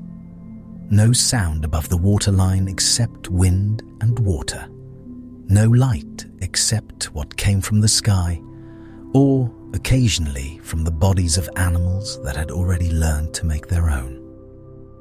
And beneath the surface, in that ancient dark, the slow rhythmic pulse of bells rising and falling with the current. Not many species, not the teeming diversity that fills today's oceans, but something, already pulsing, already patient in the way that only creatures without plans can be patient, not waiting for anything, not expecting anything, simply moving through the water in the only way they knew. That image does not need to be frightening. The deep past is not a threatening place. It is simply large. It asks the mind to stretch in directions it does not usually travel, to hold time not as a line moving forward, but as a depth, something you can sink into slowly, the way a bell sinks when it stops pulsing, settling toward the dark with no particular urgency. The jellyfish does not know it is ancient. We have already rested beside that thought, but there is something further in it, something quieter. The jellyfish does not need to know. Its continuity does not depend on memory or awareness or any recognition of what it is. It depends only on the form being sufficient, on the design being good enough in each generation to survive into the next. That is all continuity requires. Not knowledge, not intention. Just the quiet persistence of a working answer to the question of how to be alive. And the ocean asks that question continuously of everything that moves through it. Most answers are temporary. Most forms appear and then change beyond recognition or disappear entirely. But some answers, very few, and never because they are the best possible answers, only because they are answers that keep working. Some answers persist across a span of time that makes the whole of human history seem like a single afternoon. The jellyfish is one of those answers. There is no drama in this. That is perhaps the most remarkable thing about it.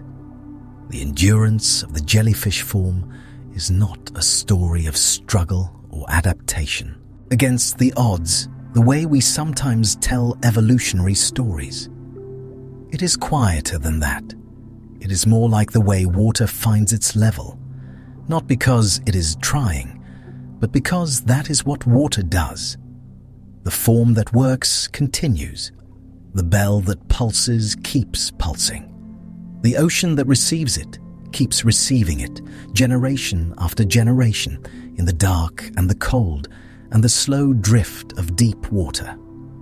And the sea does not remember this in any way we would recognize as memory, but it holds it. In the same way that stone holds the faint impression of ancient bodies, the ocean holds the continuity of the forms that have moved through it. Every current carries something of what has always moved through currents. Every dark column of water from surface to floor is a space that has been occupied in one form or another for longer than we have words for. Tonight, somewhere in that water, a bell opens. It opens slowly, as it always has. As something very much like it has in seas we will never see, under skies we cannot imagine, for more time than the mind can comfortably hold. And then it closes, and then it opens again. Patient in the way that only the very old can be patient, not because it has learned patience, but because it has never needed anything else. The water receives it, the dark holds it, and the ancient sea continues as it always has, without beginning or end that we can name, drifting forward into whatever comes next. By then, it begins to feel as though jellyfish have been drifting not only through oceans, but through human thought. They appear in ancient Japanese woodblock prints, rising through blue ink like lanterns cut free from their strings. They appear in the margins of old maritime charts, unnamed and vaguely ominous, drawn by sailors who had no category for them. They appear in the dreams of coastal peoples who lived near enough to the sea to find them on the shore in the morning, translucent and still, already becoming something else in the sun. There is something about a jellyfish that the human mind cannot quite leave alone. This is worth sitting with. Of all the animals in the ocean, the vast and armored, the fast and silver-finned, the creatures with eyes that track and mouths that open wide, it is the jellyfish that keeps returning in human imagination. Not as a predator to be feared in the way of larger things, not as prey, as something else, something that resists the categories we usually reach for. The word ghost appears often in many languages when people try to describe what a jellyfish is like, and that comparison is not careless. It is reaching for something real. A ghost, in most traditions, is a presence that belongs to another time. It is visible, but not quite solid. It moves without sound. It is neither entirely here nor entirely gone. It does not respond to you the way a living thing is supposed to respond.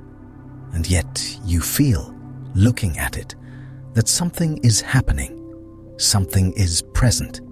You simply cannot name it in familiar terms. A jellyfish is all of those things.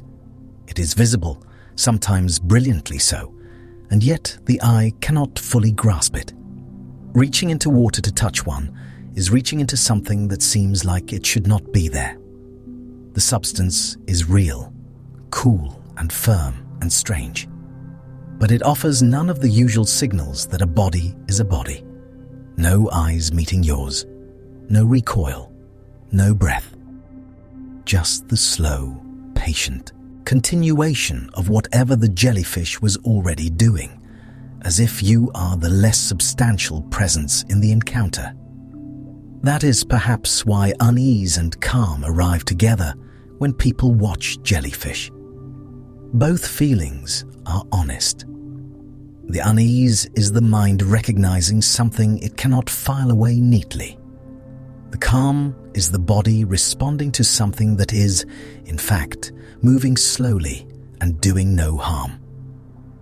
The two feelings coexist without resolving, and that is itself a kind of information, a signal that you are in the presence of something genuinely outside your usual frame. Aquariums understood this before scientists fully articulated it. The first time a large aquarium installed a dedicated jellyfish exhibit and lit the tanks from behind, the response was immediate and unmistakable. People stood still.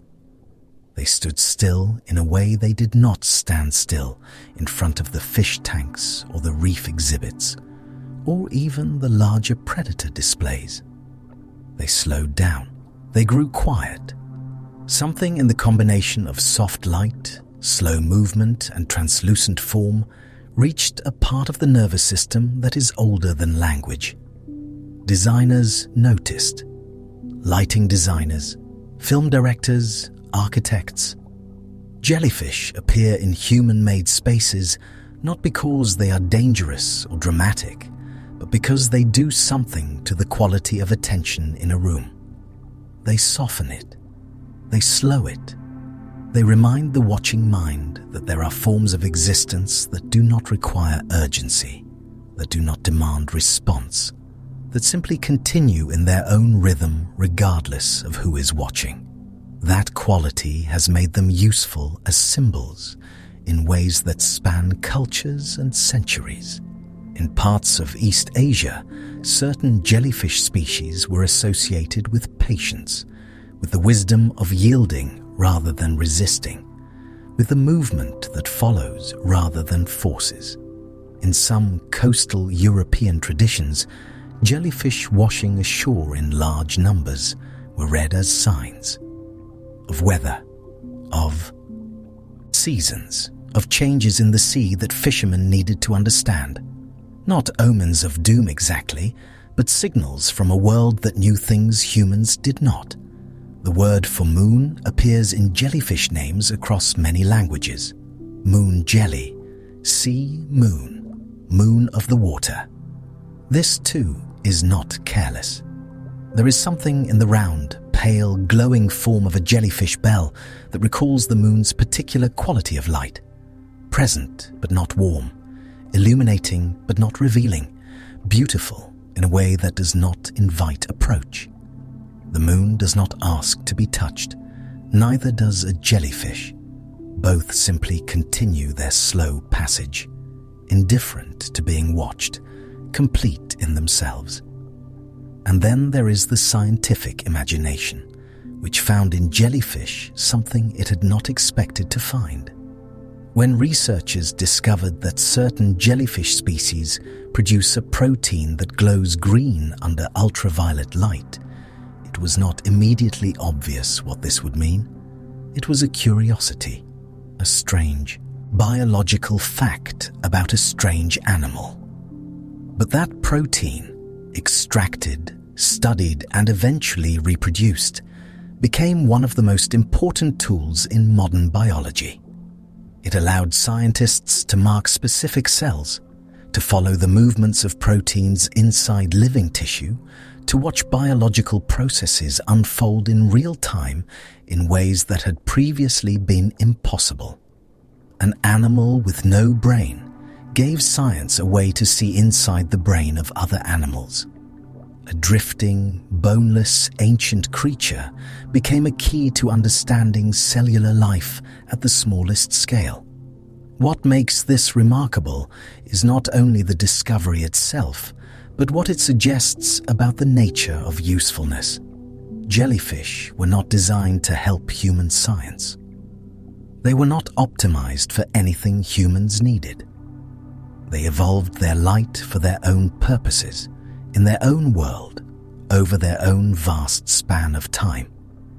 And yet, the form they arrived at contained something that turned out to matter enormously in ways that could not have been predicted and were not sought. The ocean, in its patient accumulation of working answers, produced a solution to a problem it did not know existed. That is a particular kind of wonder. Not the wonder of something built for a purpose, but the wonder of something that turns out to be useful simply by being itself, fully and without compromise. Imagine standing in a dark aquarium room, watching a moon jelly pulse behind glass, lit from below in pale blue. You are not thinking about bioluminescent proteins or nematocysts or evolutionary history. You are simply watching something move in a way that is unlike anything else you have watched move. And the feeling that arises is not quite awe, not quite calm, not quite unease. It is something softer than all of those. It is the feeling of being in the presence of something that does not need you to understand it. That might be the deepest reason jellyfish keep returning in human imagination. Most things we find beautiful, we also find legible. We understand, at least partially, what they are doing and why. A bird in flight is beautiful, and we can imagine the mechanics of it. A reef fish is beautiful, and we can see the logic of its colors. But a jellyfish drifts through the water in a way that remains, even after everything we have learned about it, somehow beyond the reach of full understanding. Not because we lack information, but because the form of its existence is simply so different from our own that understanding it fully would require becoming something we are not. And so we return to it. In paintings and prints, in aquarium windows, in the particular quality of light on the surface of a dark tank. We return not to solve it, but to be near it, to let its strangeness rest against the edges of our thinking and soften them slightly. The bell opens, the bell closes, the light moves through it, and out the other side, changed only a little, carrying only the faintest impression of what it passed through. We watch. We grow quiet.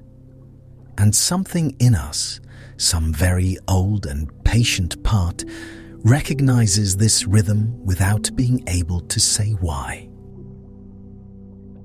And now we stop knowing and simply become.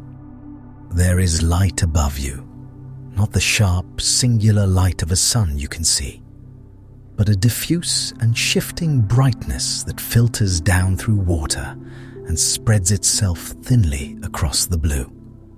You do not have eyes in the way that would make sense of that word, but you feel the light. Every part of your bell feels it, the way a room feels warmer when a window is uncovered. It arrives, it registers, something in you responds. You pulse. It is not a decision. It is not even a movement exactly. It is more like a wave that begins at the edge of your bell and moves inward, drawing the water through you, then releasing it in a slow exhale behind. The bell opens, the bell closes, and you rise slightly toward the brightness above. This is how the day begins. Your body is mostly water, not like a thing that contains water, more like a thing that is water, given just enough form to move through more of it. You are translucent in the way that glass is translucent, except softer, except alive. Light passes through you and continues on its way, changed only a little. You cast no shadow worth speaking of. The water does not know you are here. That is not a vulnerability. It is the design. You pulse again. The rhythm is yours and not quite yours at the same time. It moves through your nerve net the way a ripple moves through still water when something touches the surface. There is no center that commands it. It rises from everywhere at once, and then it is done. And then it rises again. Pulse, drift, rise. The current is moving. You feel it along the entire edge of your bell, a pressure that is always changing, always telling you something about the water you are inside. You are not fighting it. You never fight it. But you are not simply surrendered to it either. You angle. You pulse a little more on one side. You let the current carry you in the direction that also happens to be the direction you are already going. Drifting is not the same as helplessness. It never was. Something flickers at the edge of your awareness. Not sight, not sound. A contact, a small living thing, passing close enough to brush against the long, trailing arms that hang below you in the water. The contact travels upward through your tissue before you have any sense of deciding what to do about it. And then the response comes, whole and immediate and complete, from the cells that have been waiting for exactly this. You do not pursue, you do not chase, you simply hold. The morning sea is moving through you and around you and past you, and in that movement, it is bringing you what you need. Tiny drifting things, small animals carried by the same currents that carry you. The tentacles hang patient in the water, and the water delivers. You feed slowly, quietly. There is no urgency in it. There is only the steady passage of the sea and the slow accumulation of what the sea provides. The light above you shifts. You have been rising without quite meaning to rise, drawn by the brightness the way a thought sometimes drifts toward the surface of a mind without being summoned. You feel the light more clearly now, more directly. The water is warmer here at the upper layers where the sun has been working all morning on the surface. You pulse, you drift. Around you, though you do not see them, there are others. Other bells, rising and falling in the same water, following the same light, pulsing in their own rhythms, that are not quite synchronized with yours, and yet somehow rhyme with them.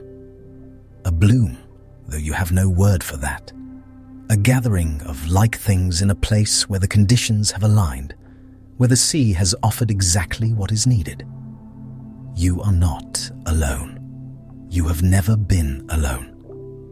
Even in the open ocean, even in water that looks empty from above, there is company. There is the slow, shared pulse of many bells moving in the same direction for the same quiet reasons. The sun is somewhere high now. You feel it in the way the light is more direct, less diffuse, pressing down into the water with more intention. You begin to sink, not because anything has gone wrong, because this is the rhythm, the long, slow vertical migration that takes you down into cooler, darker water when the day reaches its peak, away from the surface and into the softer blue below. You slow your pulsing. You let gravity do some of the work. The warmth fades from the water around you as you descend, and the light above grows more distant, more diffuse, until it is that same soft brightness you woke to, and then softer still. You settle into the middle water. There is a particular quality to the blue at this depth, not dark, not light, something in between that has no name you need. The pressure is a little more even here. The temperature is steadier. The currents that moved you near the surface are different now, slower, and you move with them differently. Your bell opens, your bell closes. The rhythm is unhurried. You drift. Something grazes the edge of your bell, something larger than plankton, a gentle contact, not a threat, not quite nothing. It passes. The nerve net registers it and then releases it, the way a surface releases a ripple once the ripple has moved through. There is no memory of it. There is only the present moment, and then the next present moment, and then the one after that. This is what your awareness is like. Not a river with a current running in one direction, but a series of still pools, each complete. Each one the entire world, for exactly as long as it lasts. The light above you is changing, slowly, the way light always changes in the sea. Not a switch, but a long, gradual dimming, as though the water itself is growing more thoughtful. The brightness that has been filtering down from above begins to soften. The blue deepens. Not dark yet, just quieter. You pulse, but slower now. The rhythm is finding its evening pace, the way a breath finds its sleeping pace without anyone deciding it should. Something in the water has changed. The temperature, the pressure, some quality of the current that your bell reads, without translating it into anything as specific as a thought. You know, in the way that your body knows things, that the light is going, you begin to drift downward again, gently. The blue around you deepens. Your tentacles trail behind and below you, quieter now, less extended. The feeding is done. The long, patient work of the day, the rising and sinking, the pulsing and drifting, the slow accumulation of what the sea brought past you, all of it is settling. You are sinking into darker water, not the absolute dark of the deepest ocean. Something softer, a twilight blue that holds just enough light to be called light, though barely. The water here is very still. The currents that moved you through the day have gentled into something almost imperceptible, a slow turning that you follow without effort. Pulse, drift, settle. Something in the water around you catches the last of the light and makes it visible for a moment. A faint luminescence, a soft blue-green glow that comes not from outside you, but from within. It is not bright, is barely there, a quiet light for a quiet time. You are not making it for any audience. You are simply making it the way you make everything, without intention, without effort, because it is part of what you are. The light fades, the water holds you. Your bell is barely moving now. The pulses have grown long and slow. Each one takes its time.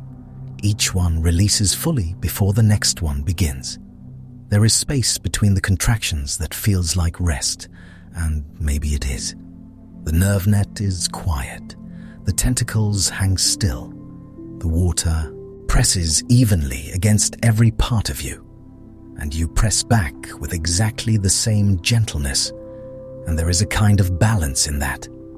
You are not trying to stay still. You are simply not moving. There is a difference, though it is subtle. The sea holds you. The darkness is almost complete now. Not the darkness of something wrong. The darkness of evening, of the ocean's own settling, of a world that is simply going quiet in the way it goes quiet every night. The way it has gone quiet every night for longer than there are words for. You have been here before, in a sense. Not you exactly, but something that is continuous with you, something that stretches back through time in a line so long it becomes hard to think of as a line at all. The water is still. You are still. Your bell opens very slowly, closes very slowly, holds. There is nothing required of you now. The current is gentle. The water is dark and even and cool. Your body is almost entirely water, held in water, moving with it so slowly that the difference between you and the sea around you has become very small. You are a bell of living water, resting in the ocean that made you. Pulse, still. Pulse, still. The light is gone. The day is done. The sea continues its slow turning, carrying you with it, and you go without resistance, without effort, without anything that could be called concern. You drift. You are held. You rest. And when even that gentle pulse begins to fade, there is nothing left to do but float. You have spent time in a strange and patient world tonight, a world of bells and water, of light made from within, of bodies that sense without centers and endure without hardness, a world older than almost anything we know how to name. What stays when the facts begin to soften into sleep is not any single detail. It is something more like a feeling that life can be this quiet and still be alive, that an animal can drift for 600 million years and ask nothing of the world except to be carried through it. That is not a small thing to sit with. Let your jaw unclench now if it has been holding. Let your hands open. They do not need to hold anything. The jellyfish we followed tonight did not know it was remarkable. It did not know anything in the way we mean that word. And yet it moved through the water with a kind of grace that we kept wanting to call intention, kept wanting to call choice. Something in us recognized it, something old and quiet, far beneath thought. Your body is heavy now, not the heaviness of effort, but the heaviness of something set down. Your shoulders have found the surface beneath them. Your legs have given up their last small tension. The weight of you is simply resting. Somewhere in an ocean right now, a bell opens, closes, opens. It has been doing this since before there were trees to cast shadows on water. It will keep doing this long after tonight. The ocean continues its slow turning, dark and vast, and full of soft things drifting in the current, lit from within by light that serves no audience.